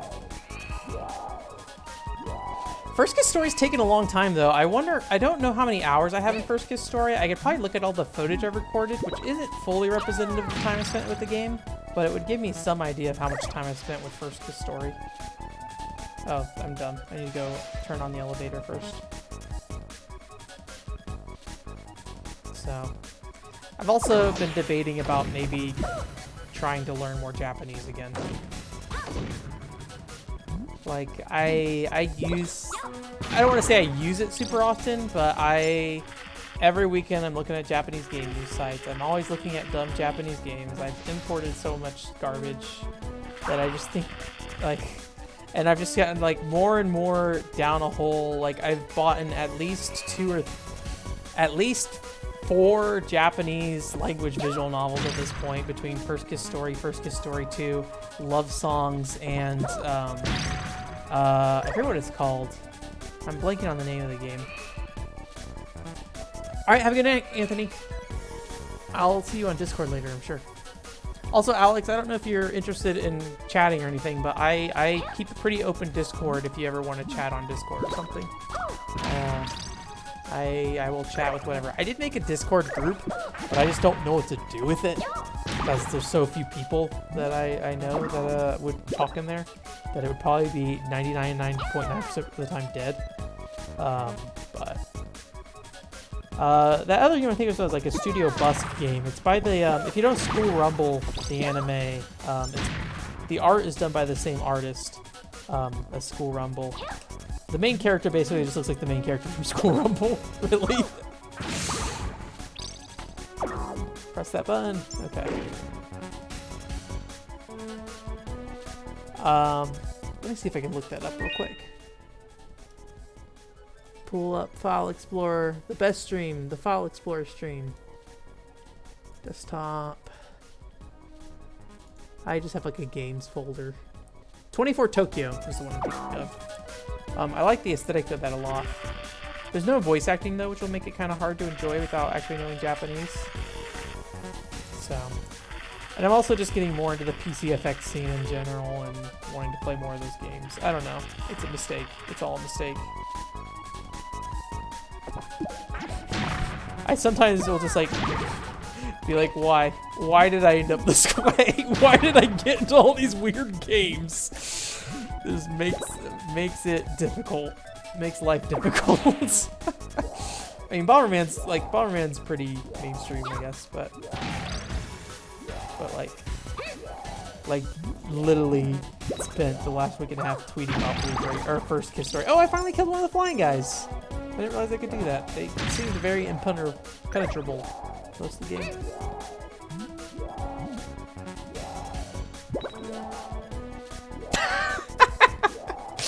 Does the was there like only a release in Portugal or something weird? Oh boy, don't kill yourself. I mean, if you can get the game in English, I would say get it in English, you know, if that's your language of choice. Like, it's probably worth the money. Alright, this dumb room. I am furious about this room. Alright. I'm dumb. I'm dumb. I went the wrong way.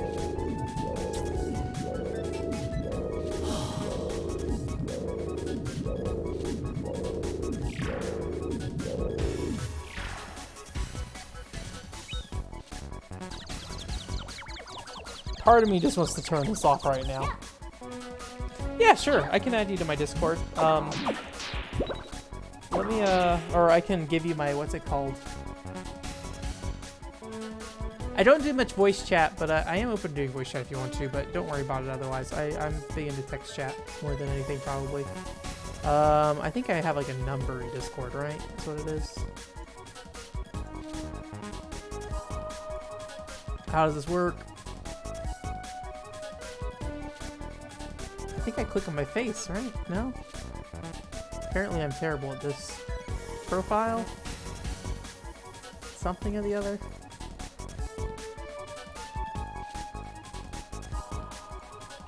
I don't know, Alex. I'm doing a great job at being, oh, you know what? I think I might be hiding my Discord number because I'm streaming is what it's doing. Which I guess makes sense. Like, I probably shouldn't have a VOD with my Discord contact information on there. Just in case.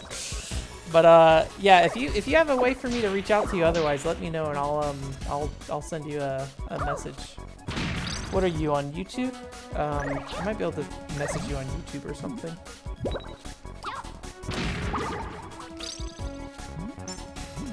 But I guess that makes sense that they would block out your message.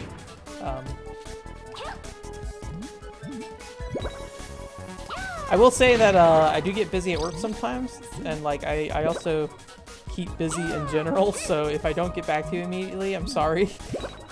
No personal offense. I'm always happy to chat with people about video games, so. What? Dang it.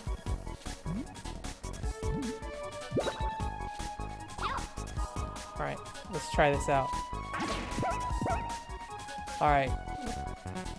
To what end are we doing this? I'm trying to see if there's like a way I can go a different way to the end of this level.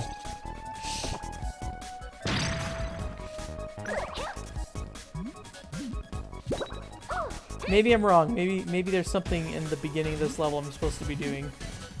And then I'm not just being sent back to the beginning of the level. Ah, dang it.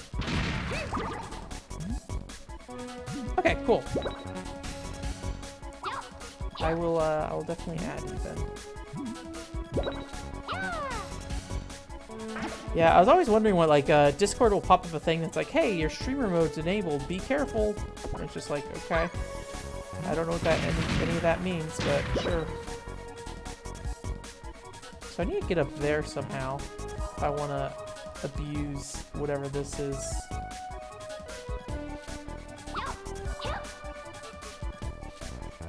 It's weird, like I walked backwards here.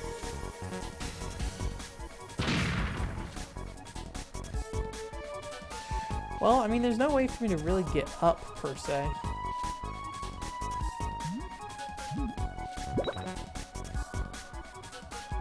Alright, this is probably a fruitless effort. I just really wanted there to be some kind of shortcut that I wasn't aware of.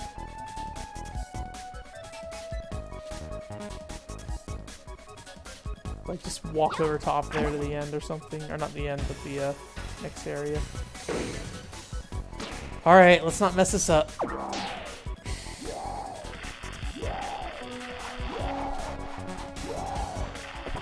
No, I messed it up. I'm a dumb. I saw the enemy across there and I wanted to kick it. Oh, I'm so sorry. I am so sorry. I can't get this right.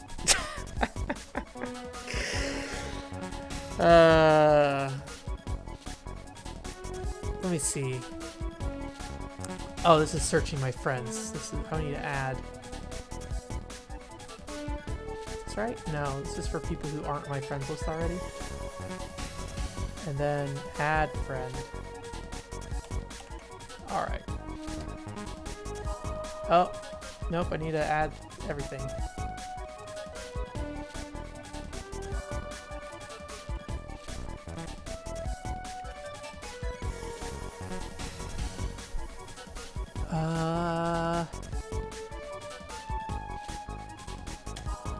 There we go. Okay, you should get a Discord invite.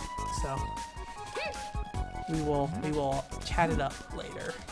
There we go. All right.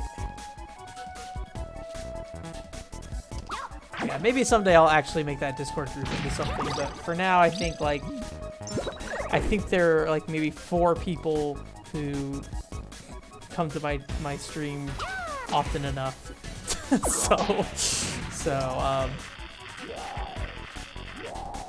Although I always feel bad because I feel like every time, I mean, like my instinct is to kick there whenever I see that dude. I'm like, oh, dude in front of me, kick.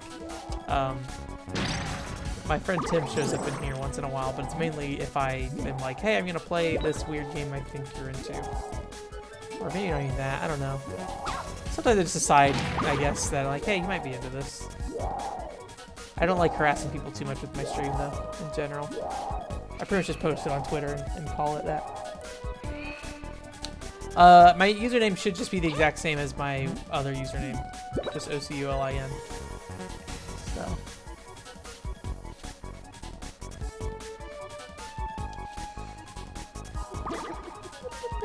Alright. Although, I will warn you, I have been in 100% first kiss story mood for a week and a half. Oh my gosh. Oh.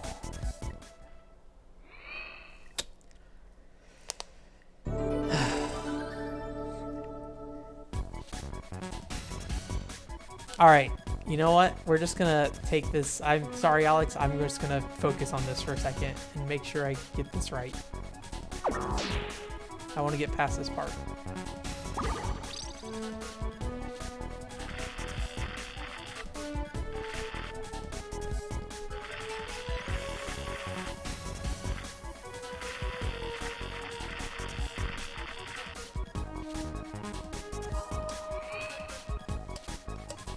Maybe that's the best thing to do when I get stuck, is just take some time, take some downtime on talking, and just focus to get past the pain. This part's easy. I just feel bad because I don't know. I feel like I should be talking though.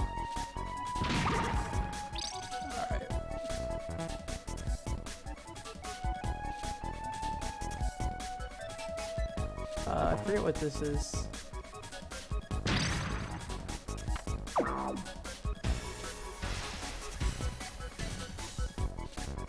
I still don't know what this 4 is, to be honest.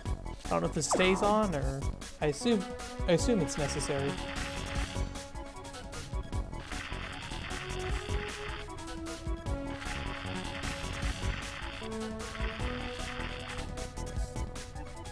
Go.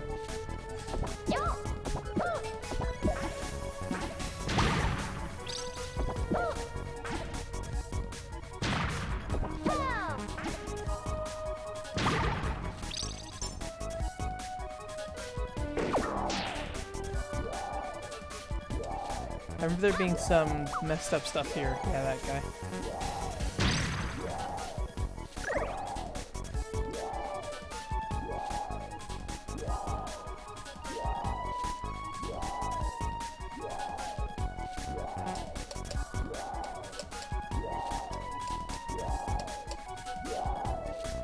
Don't come this way, dude. Get out of here. Oh my gosh. This is the worst spot for him to be. Get out of here.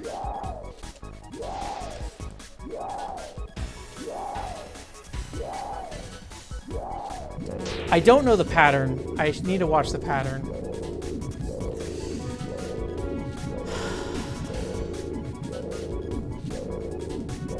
I'm just frustrated. That's such an intense punishment for that, though. Like, literally sending you all the way back to restart the entire level. If for some reason I can't get this tonight, I might do this part off stream and then just, like, live with it being off stream. So I don't want a second week of just this again.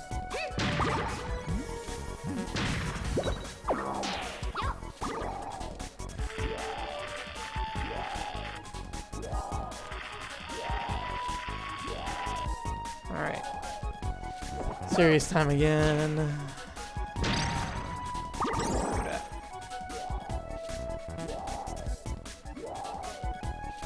Because I think this is the last level and then it's the boss fight. So, like, once we're done with this, we should be done.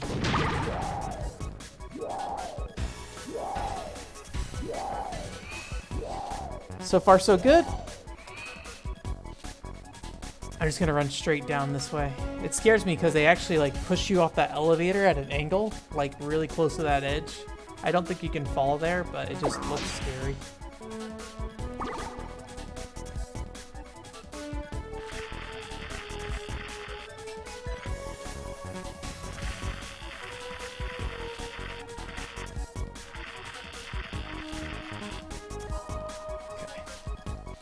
Here. I brought remote bombs, right? Yeah, I did. Okay.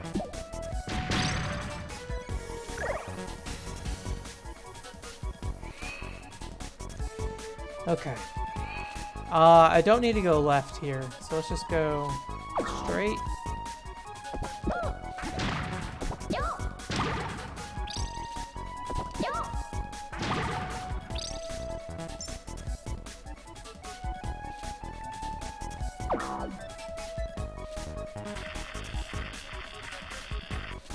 If I die again after this one, I'll keep talking again. Although I might go use the bathroom first.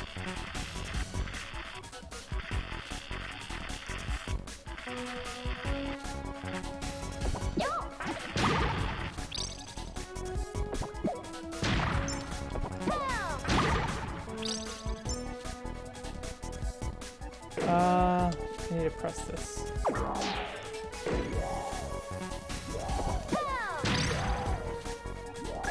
Is that going backwards? Okay. Let me see what was up here again. I don't remember.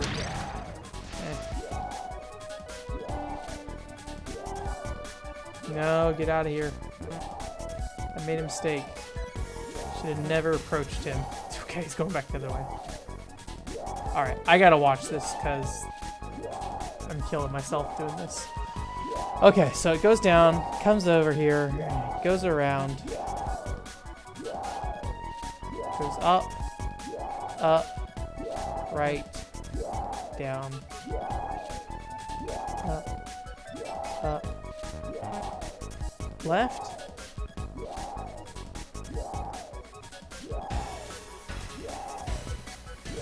Okay, I think I got it.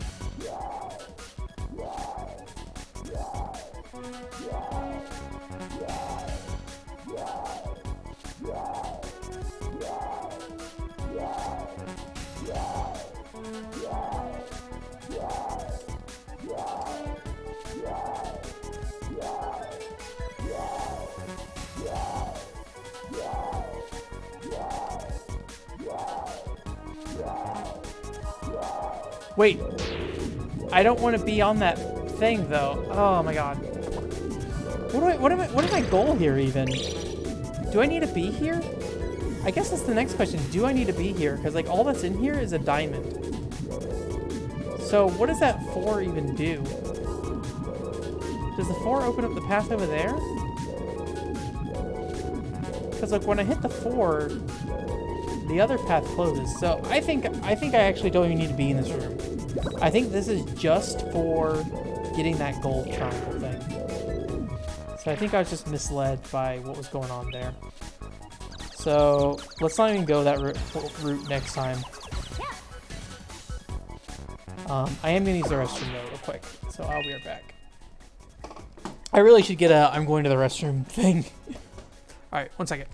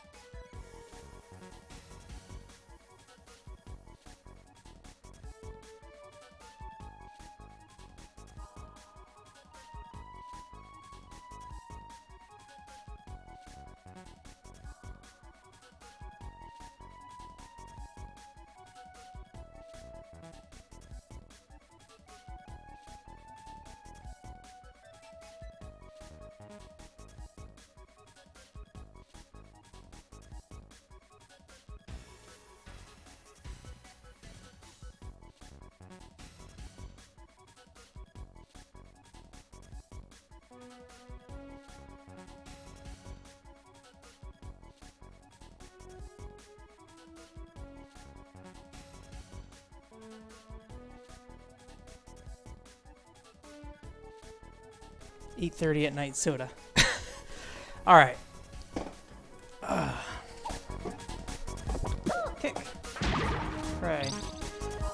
Okay, so I think I just need to reevaluate that last room. I think I am wrong in what I thought was happening there. So, which makes a lot more sense if that's an optional thing.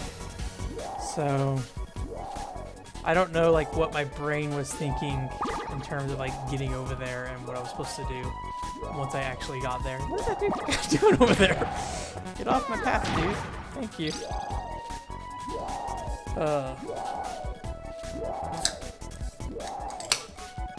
Alright, here we go.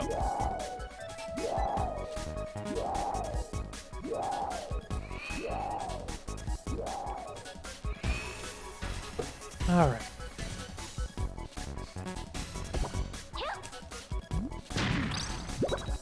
One thing that I've been kind of... I don't really know how this happened. I may have mentioned this on stream in the past. I don't remember if I have. But if you don't know, I follow a lot of people on Twitter. Probably about 3,000. So it's like a really fascinating platform for me. I just basically follow a bunch of people in different communities, and I get to see like a little bit of their communities, and it's all really exciting to me in a way. Like I really dig being able to see just like little snapshots into all these different groups of people and what they're doing and what they're interested in. But somehow I ended up following a lot of lesbians in particular. I don't know how that happened. So it's interesting seeing them like talk about things that I think would typically be viewed as skeevy if it were a dude, but you know, see people very supportive around them. I just noticed this is a cross. Anyways, yeah, it's an interesting thing. It's always like really weird to think of like the perceptions people have of different people in the world. Like even though they're doing very similar things sometimes. Okay, I need to see what the heck this thing is doing. There's an elevator over there. So I'm gonna guess 4 does... Oh, whoa, wait, I forgot this laser turn on. That was close. Okay, there's a bridge over there now. So the question is, does changing this to 1 get rid of the 4 bridge? Okay, 2's still selected, so probably not. There we go. There we go. The world is better. We have saved the world. But yeah, it's an interesting thing. I don't really know how it ended up happening. You're on edge watching this right now? I mean, after we figured it out, I think we might be safe going for a while. I'm doing okay, although I probably am like running through all those lasers without thinking about it was probably not the smartest thing. It's easy to forget that stuff, and I think the more and more frustrated I get, the more likely I am to forget it. It's interesting, they make you automatically throw your bomb before you get on the elevator. Like, I don't choose to throw that. Oh. And they push you off at the elevator at that angle, and it scares me every time. I'm sorry. Can I not? Oh, can I not?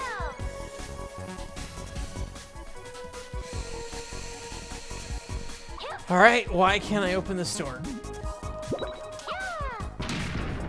Okay, thank God. Bomb is the key. What if Bomber was girl? Let me tell you, Tim. Bomber girl. Oh no, oh no, oh no. Oh, I don't have a... Well, I guess I didn't know if his bullets could blow up the bomb or not. So... Don't hit the rooftop. There's that River City Ransom Girls that got announced. So we want to talk about Bomber Girls. I mean, there's an actual Bomber Girl. Here's the question: is the PC version of Bomber Girl out? I don't know if that is or not. I'd be curious to see how that integration works, because it's like even outside of it being like a weird Bomber Girl thing, it's a PC game that has like, I don't know if it's cross-save between arcade and PC, or if it's like cross-play. I think it might be just cross-save, which is kind of interesting. I don't know much about like how save systems work in arcade games outside of those cards that we saw at round 1. Oh boy. But yeah, you just missed like an hour worth of misunderstanding of what this level design is, Tim. I spent way too long trying to do something that didn't even matter. It was silly. Not very smart of me. I'm not getting all these diamonds, for sure. I know we talked about this, about me maybe getting the diamonds, but no. Yay!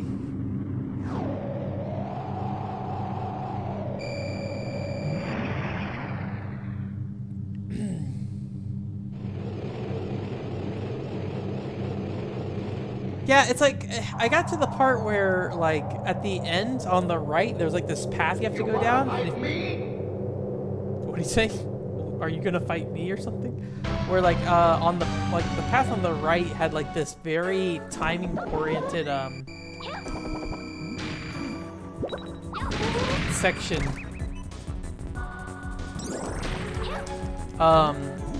And I thought that it was mandatory, and it'll send you back to the beginning of the level if you,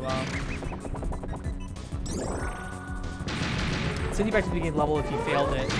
So I was like, this is incredibly punishing for what... I don't know, it's incredibly punishing for the whole level. Playtime is over. Oh, you want to fight me, is what he says. But yeah, apparently that's just where the gold diamond was, and I should have realized that from the start, because I already got the gold diamond for the area, but I didn't realize that it was, I'll finish you! I didn't realize that, that was the end of the area, so I just kept going there over and over and over again until I finally finished the maze properly, and then realized, I was like, oh, there's nothing here. I already got what was here. Huh. What do I do about this?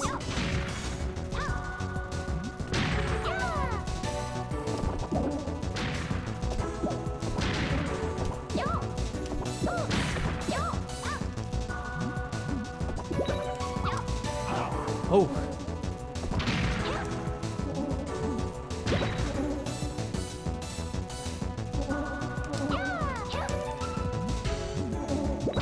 I don't really know what I'm supposed to do right now.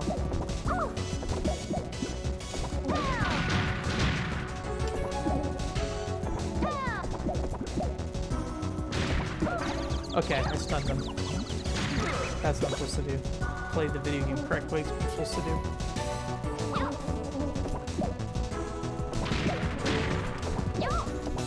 Oops. Okay, don't make big bombs, is the answer.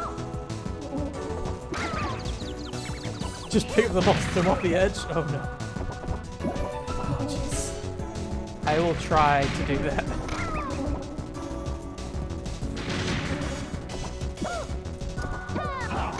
Oh, wow.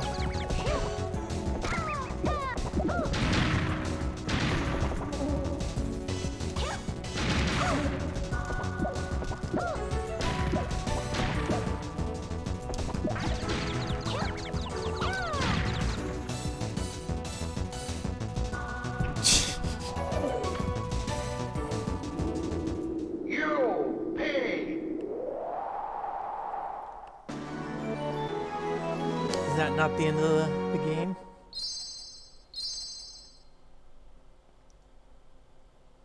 Yeah, was it the panic button?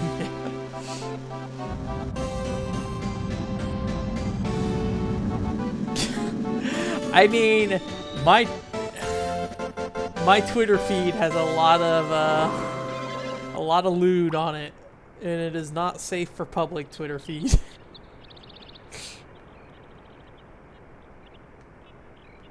I'm a little disappointed in you. Farewell. Phew, that was close. We did the bad ending. Congratulations. And we're not going to get the good ending, probably. I think I maybe got 50 diamonds total, so...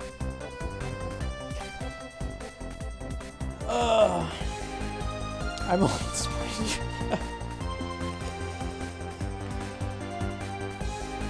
I'm like the, what's it called? The opening message to Jet Set Radio Future, where it's like graffiti is art, but I'm like, hentai is art.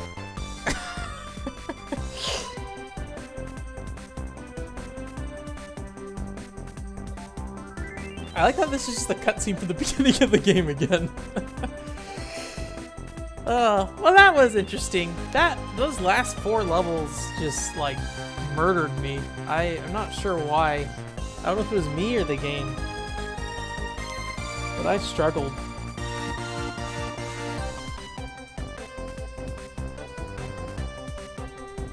Huh.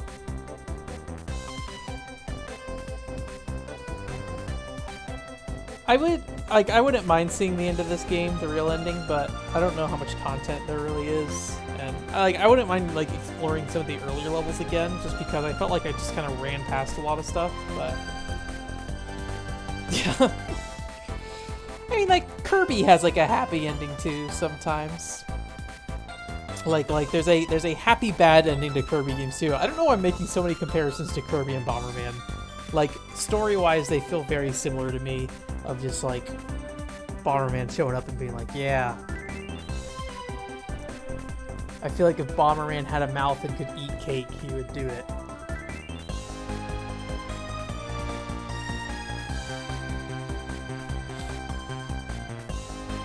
I'm surprised there's like 4 Bomberman games on Nintendo 64.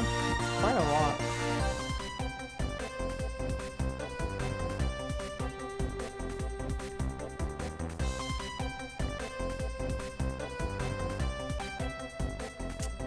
I don't know if I got that diamond or not. That's interesting that they just like show you how to get one of the diamonds in the game.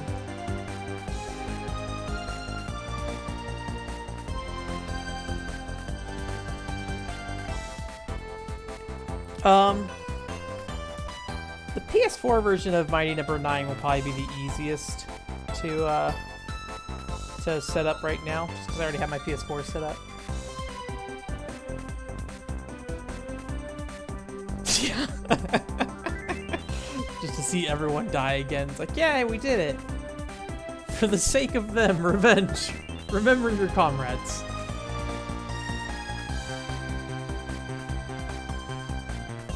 What secret tricks are they showing us here?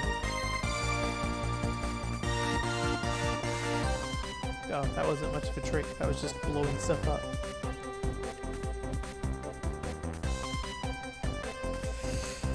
Oh. Let's just bring out this first Kiss story manual while these credits play. I like this game though. It was interesting. I just like how weird the design is. It does feel like a game there. They're just like, hey, how do we make 3D Bomberman? I don't know. It's like a maze. Make it 3D. Like make layers and levels to it. I think that's pretty representative of what this is. I don't know if I'll ever try Second Attack, specifically because it is like $30 billion for a copy. But I do have like Bomberman Jetters and Bomberman Generations on GameCube, so maybe one day I'll play those, but not in the near future at least. Ads. ADS. I forget who it is that is it Castlevania 64 that there's like a dude. Oh no, it's Gun Gauge. There's like a dude that's just like credits himself as Axelay, the game Axelay for some reason. Battle map. I actually don't know any of Hudson's developers at all. Now I think about it. Like, I mean, there's I'm blanking on his name. 16 shot. 14 shot? 16 shot, I think is what it is. 15 shot? I don't know.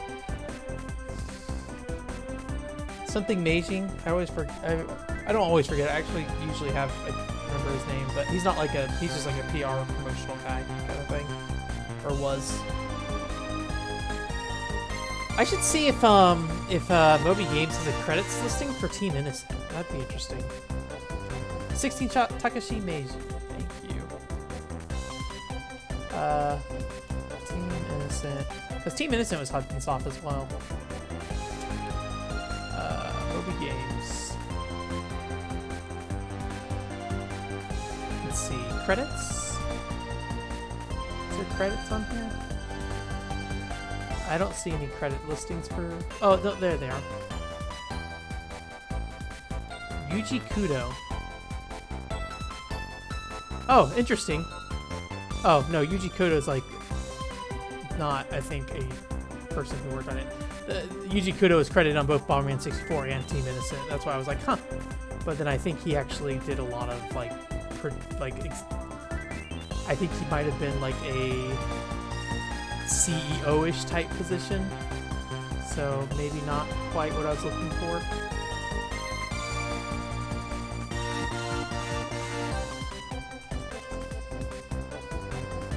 Oh, look at all those bombs. Sure, yeah, you can play that video game this way. Let's see, director Koji Arai.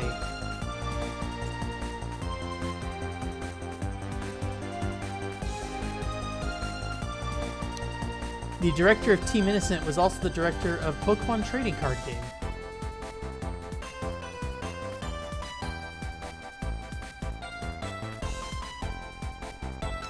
And Oriental Blue.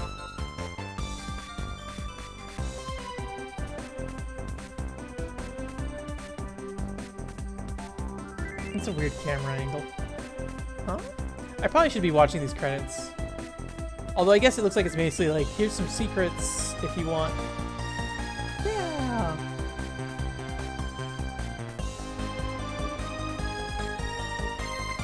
Is there character design for Team Innocent? Now I'm just like looking at Team Innocent stuff.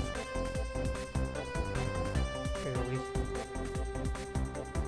I know that's a very exciting stream, is me looking at Team Innocent stuff during credits. It's always interesting. Like, let's do something on topic. Let's look up to see who directed Bomberman 64, as I did not pay attention earlier. Hitoshi Okono. He made a game called Vertical Force?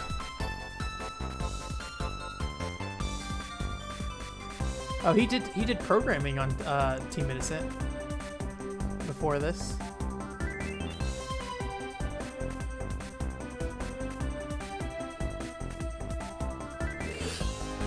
Listed as special things on Battle Heat. Okay, enough of that. I know this is probably not very exciting to sit here and just like listen to me yell out names of people. That's more exciting for me than anything else. That director listed is different than that one.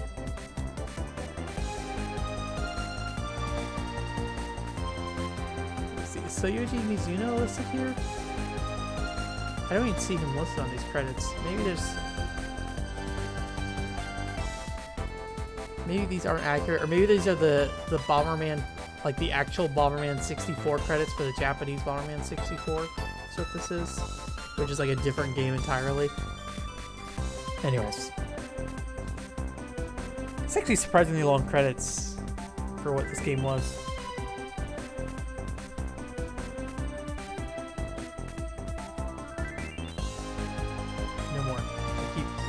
Back to movie games.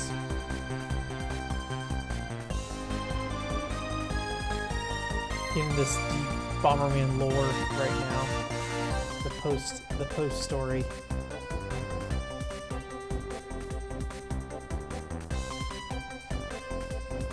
I was surprised. I think Nintendo actually published this game.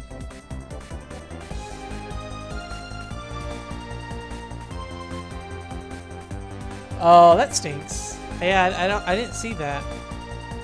I'm surprised they didn't bother. Oh yeah, that they bothered to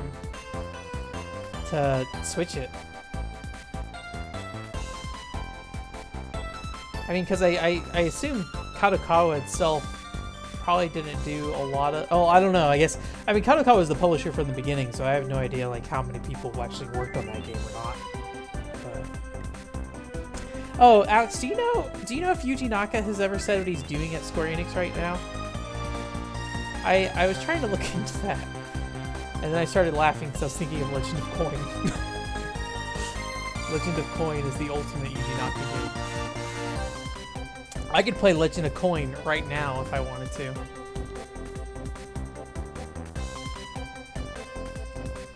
Let's see. Where's coin? I'm ready.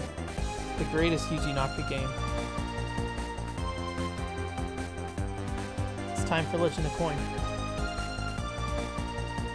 Oh, come on, coin, please.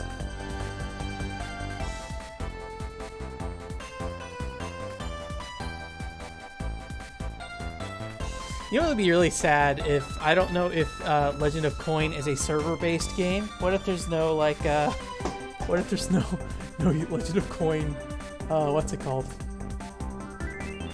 There we go. Let's coin. Man, this is great. I know this is, like, unrecognizable. Let me see if I can fix that. This is very important. We must display Yuji Naka's beautiful video game here in the proper way. Configure video. It's alright. Alright. It's coin time.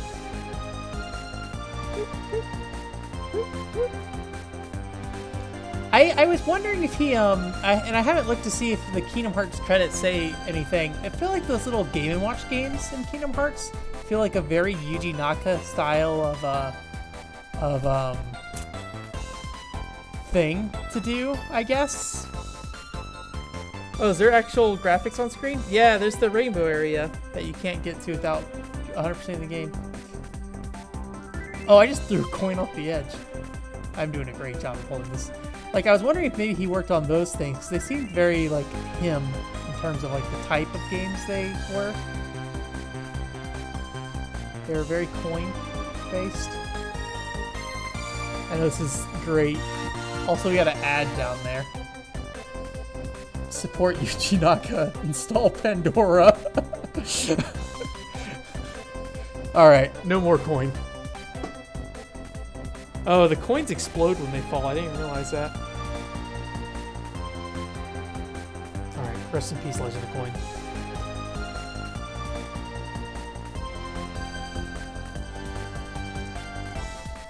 Oh, is this the end? Are we done?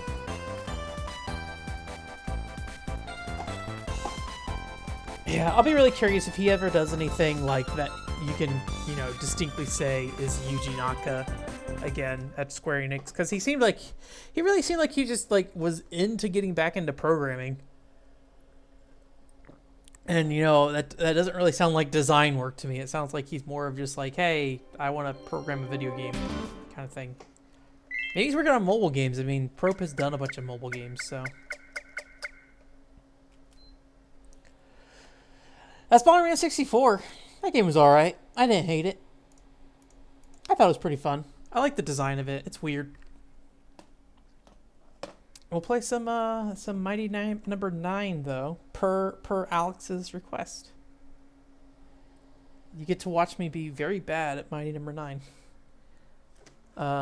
I will be playing the PS4 version though, because that's just gonna be easier to set up right now. Let me see. 1? Yeah, 1.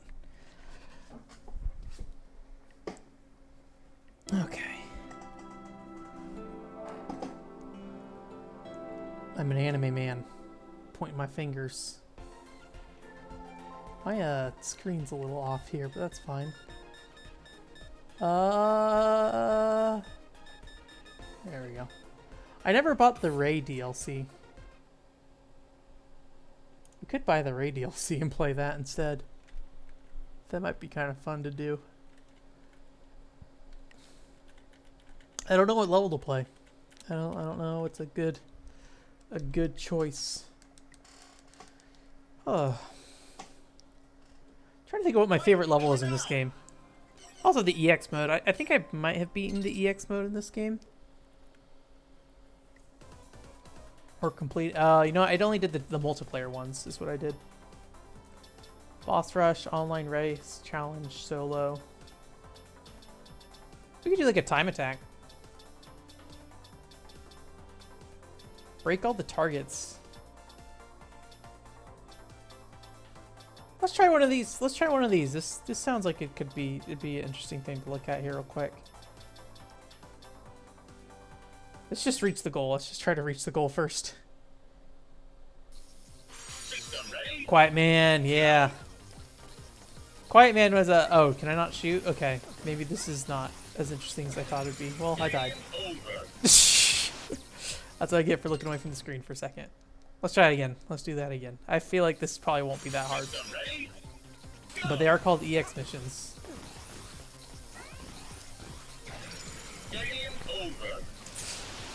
Highway stage. We can do highway stage. I don't really want to do those. I say as I die twice in a row.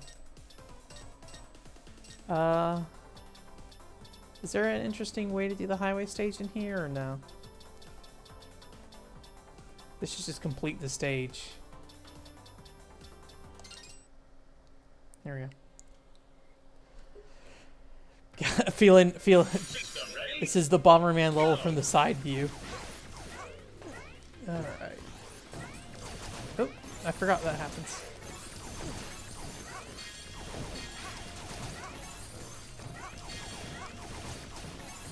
All right. This is kind of a hard game to chat, I feel like, with, so. Oh.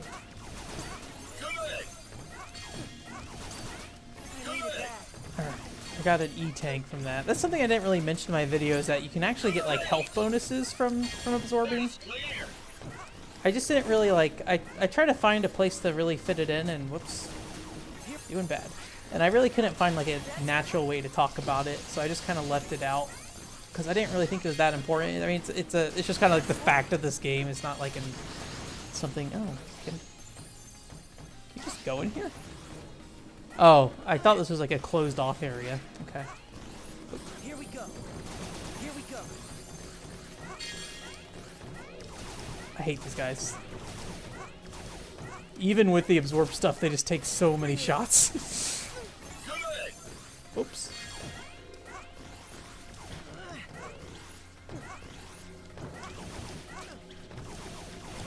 Alright, goodbye.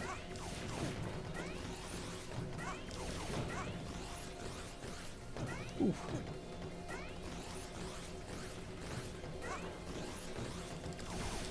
Oh, goodbye. Okay. Whew.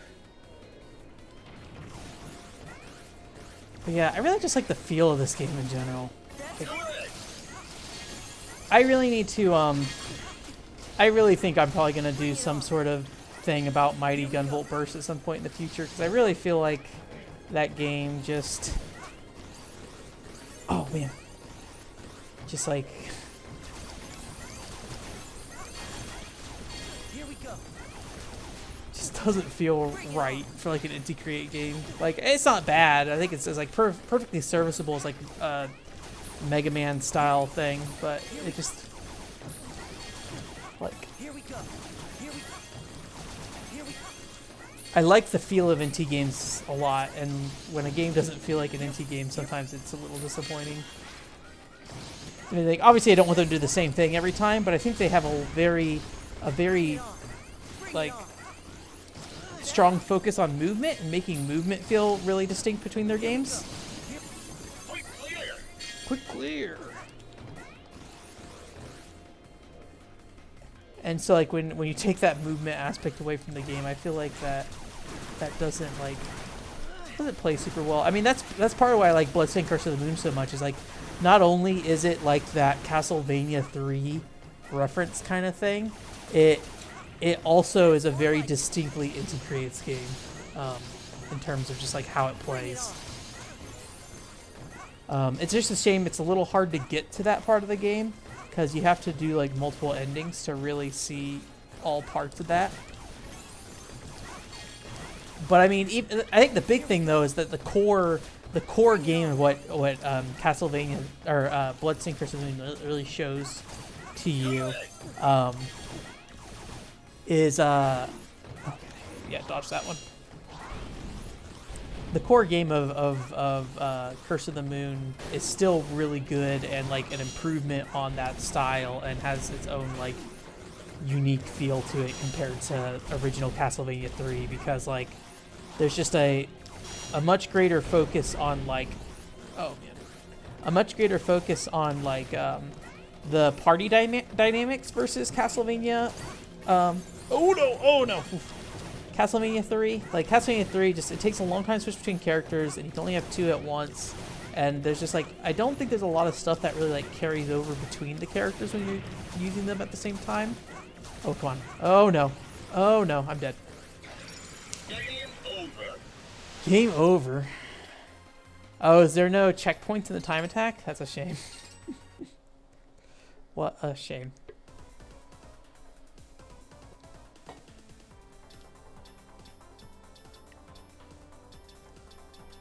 Let's see. Mine, power plant. I feel like power plant's pretty fun.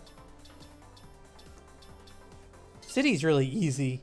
I think the only problem I have with City is that the last boss fight's kind of bland, but yeah, I really like Bloodstained Curse of the Moon. I really hope I like Bloodstained a lot. Like if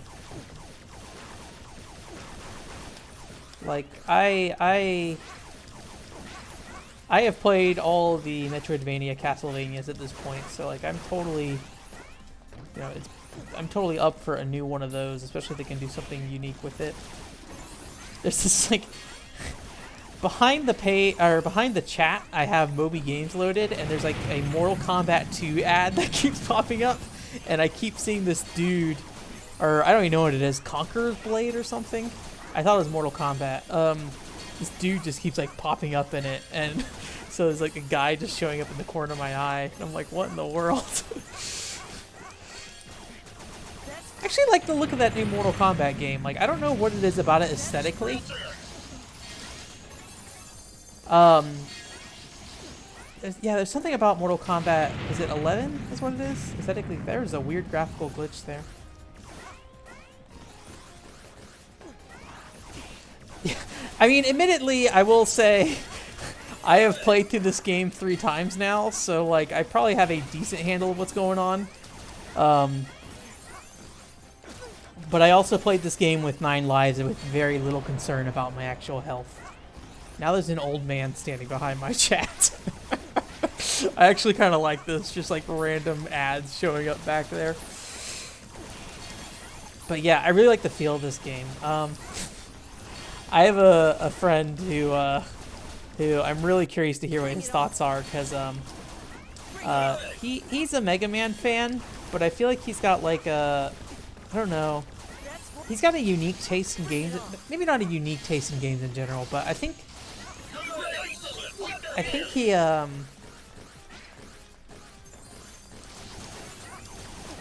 don't know how I describe. I think he has interesting feelings about games, but maybe different in the way I think my taste can be, kind of like how, I don't know. He likes very normal games, but I think the normal games he likes always surprise me.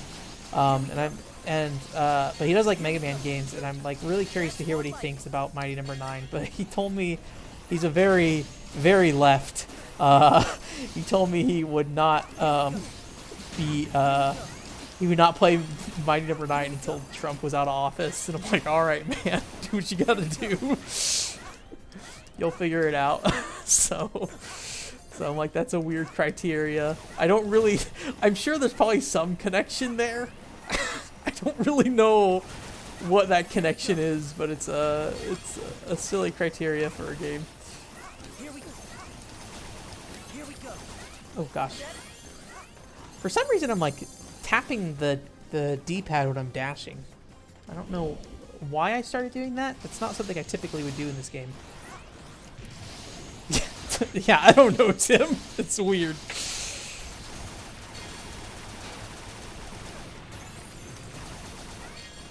Maybe maybe Keiji Inafune supported Trump or something. I don't know. We did it. We did it. We beat it. 195 seconds. I'm sure I'm not going to score that on that scoreboard, but I think I do actually have one of the co-op leaderboard positions, or at least at one point I think I did. Although I don't know. What challenge was that? 24? Let's see if we can see where we're at.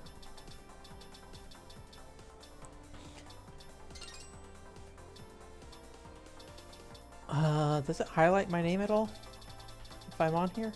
I didn't see what time I was, so I don't even know where I could look for it, but I'm gonna guess I did not beat any of these times. All right. We could try online. Let's try to see if anyone's playing Mighty No.9 right now. Actually, you know what? Let's not. I don't know if I can get stuck in like a search purgatory. How much time we got left? We got like 15 minutes left.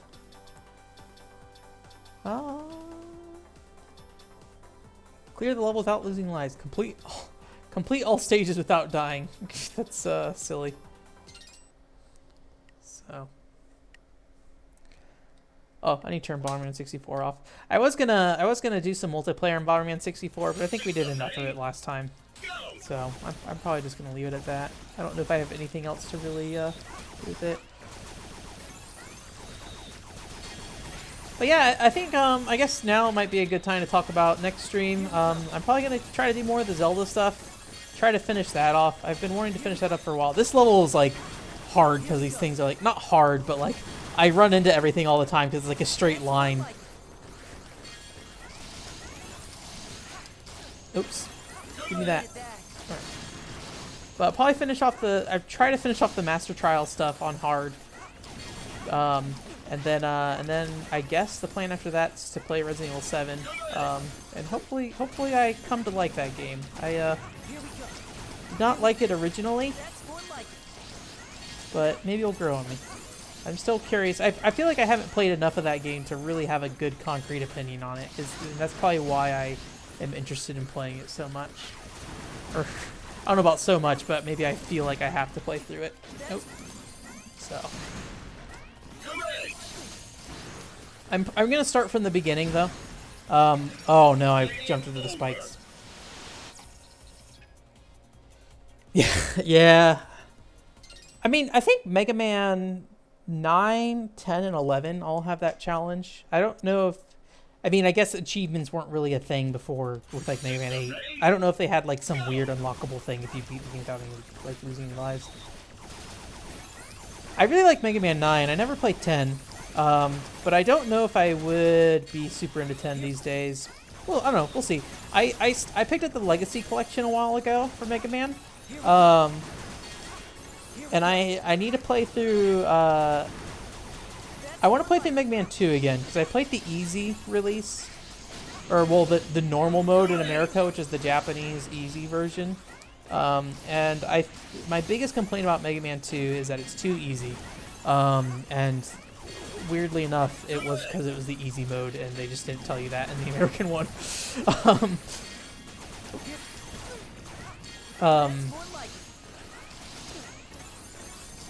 So I would like to revisit 2, because it's probably my least favorite Mega Man, mainly because of that. Ow.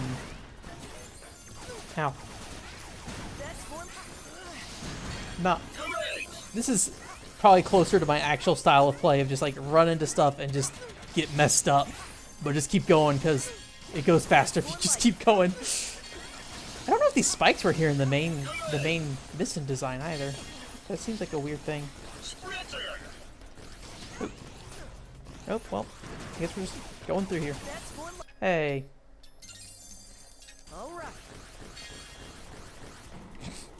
Burn through all that health.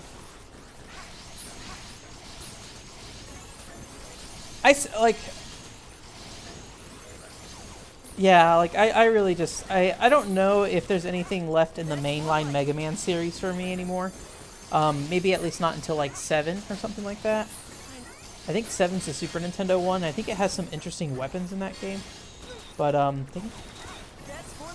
but I just gotta sit down and play them. It's just, there's a lot of games in that series, so it's just gonna take time. Because, you know, I'm also dividing up my Mega Man time between wanting to play more Zero games, play X. You know, I picked up Mighty Gunvolt Burst instead of playing a Mega Man game last time. Because I was originally planning on playing an X3 in the near future, but that didn't end up happening. Although a friend of mine was saying that they actually, like, somebody modded Zero to be, like, the main playable character in X3, which is kind of interesting.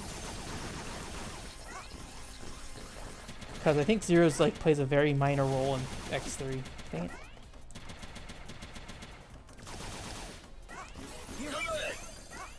Whoops, come on. Ah! Thought I shot him enough.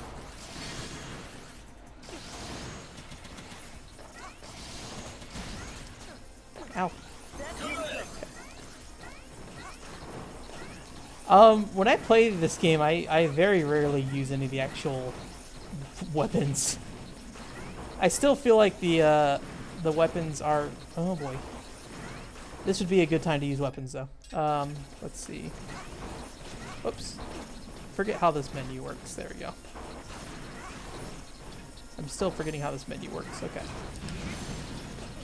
But I feel like the weapons just kind of get in the way of most of this game. Ouchie.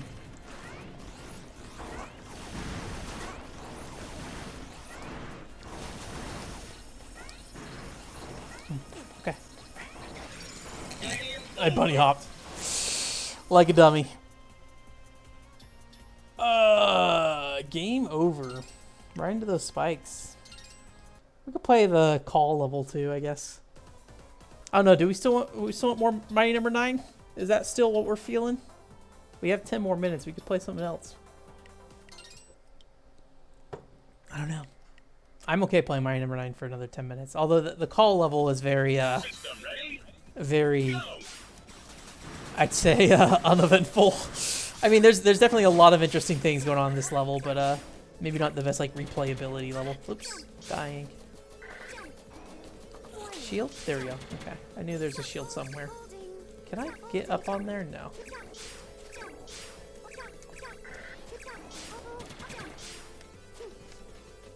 Yeah, there's the first key, and then I think the second key. I think I passed the second key. Yeah.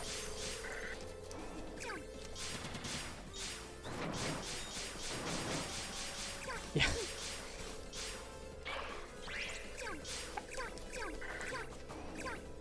There's something about Call's voice acting I actually really like. I don't know what it is. Because it's just kind of like generic robot voice.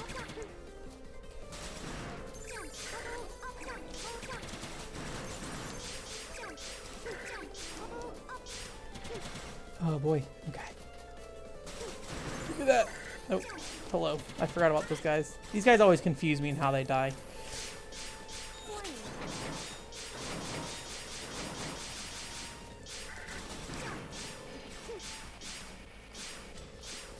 I forgot to crouch. But yeah, her stage is more like puzzle-like in general. Oh.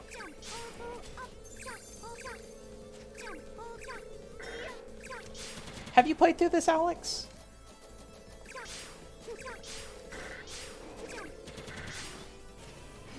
I don't know many people who played Mighty No.9. Surprisingly, considering like how big of a hubbub it was, and like, I imagine a lot of people got copies. I wonder how many people got copies of this game and then like decided not to play it after all the, you know, anger surrounding it.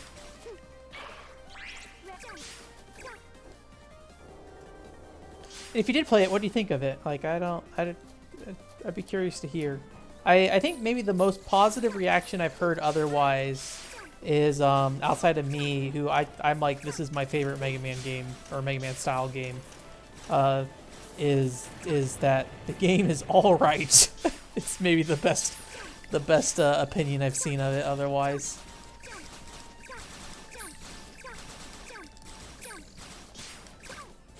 I think this is a nice novelty stage though. Like it is a little weird, but I need to use my shields more. Dang it. Not gonna make it to this stage either. Oh.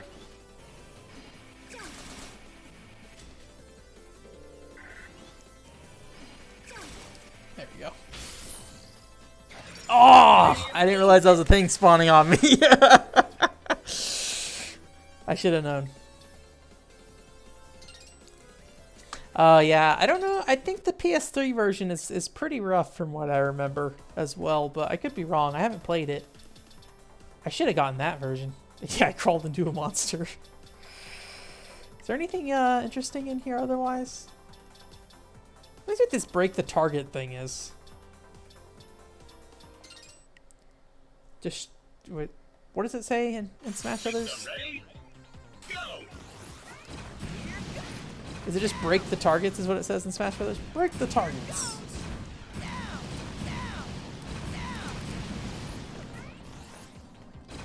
You're a little disappointed in me, yeah.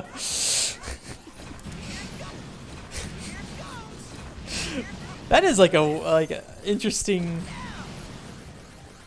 I guess it's not that interesting of dialogue. That seems like a very harsh thing to say at the end of the game. But I guess the whole thing is that he's actually the evil one. So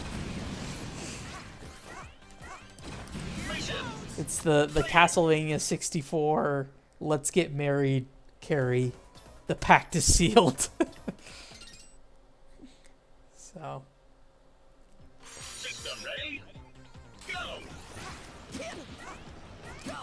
I never really messed with Aviator much because he's almost always like the last boss I would get. I forget. He has like a bunch of weird, like there's a. I feel like there's more than just throwing it. I think there's like a way you can kind of control it a bit. I don't remember how it works. I don't remember. I think there's a way to manipulate it more. I'm doing a great job on getting time.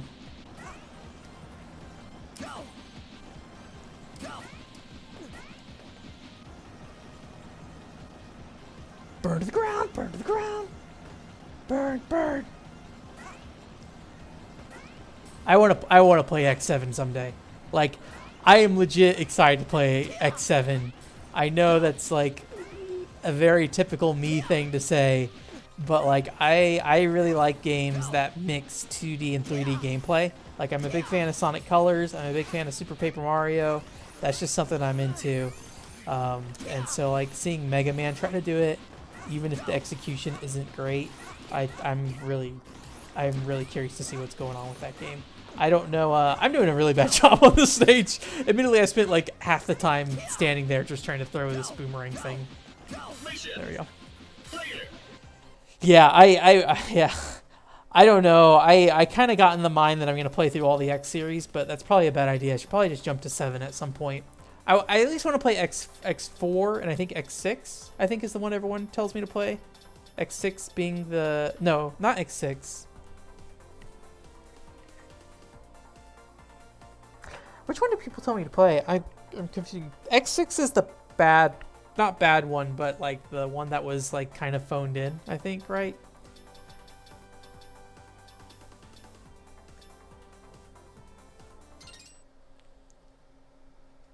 So is it X5? I think it's either X4 or X5 that people tell me to play.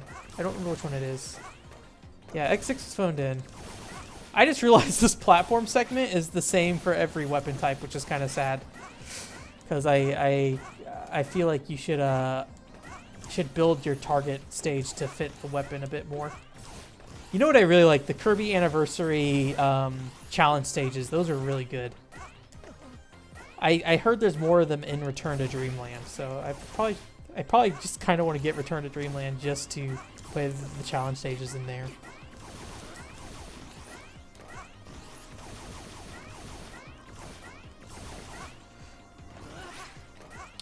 Oh yeah, I'm trying to think of how many 3D Mega Man games there even are. Yeah, I think I would be into Zero. That's the big one. I think I was excited to play X3 because I thought that was the one where Zero. Let's get into online purgatory here.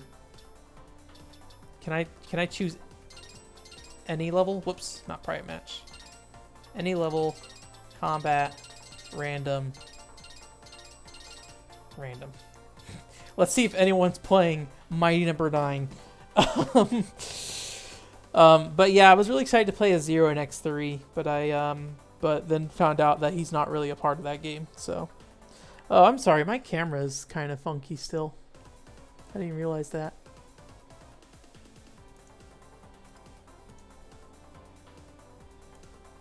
Legend of Coin ruined my camera. There we go. Legend of Coin left its mark on tonight's stream. But yeah. I don't know how many 3D Mega Mans there are though. Network transmission. Okay. Command mission. Those are 2. There's Mega Man Legends, Tron Bond, Mega Man Legends 2, X7. I guess X8 is technically 3D polygons. I don't think it's like... I guess there are like 3D segments in that game. Like more minigame segments. Is that it? Are those all the 3D Mega Mans? That's all I can think of. I'm actually a weirdo and like that weird Mega Man prototype that got put out by... I forget who it was. It was like a Mega Man first-person shooter they were trying to pitch. I think it's the same people who did... Bionic Commando or something like that.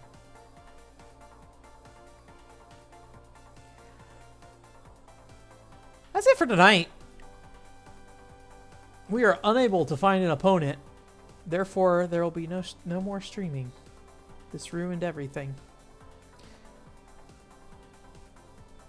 Which ones did I miss? You know, did I miss any? Tron Bond or Network Transmission, Command X. Those are all of them. Okay, gotcha. I got them all. All right, cool. More 3D Mega Man. I know that won't happen, but I'd be interested. I need to pick up EX Troopers still someday. That was kind of like built off of Mega Man Legends 3 in some ways. I should do that before the servers go down. But that game's been like, that's been like a super cheap import you could do for a long time. I'd probably get it on PS3 someday, one day. Even if it's after the servers are offline, I think I'd enjoy it. It reminds me a little bit like Phantasy Star Online. Kind of like dungeon run kind of thing. So, someday we'll play EX Troopers. But yeah, that's it for tonight. Thanks for coming.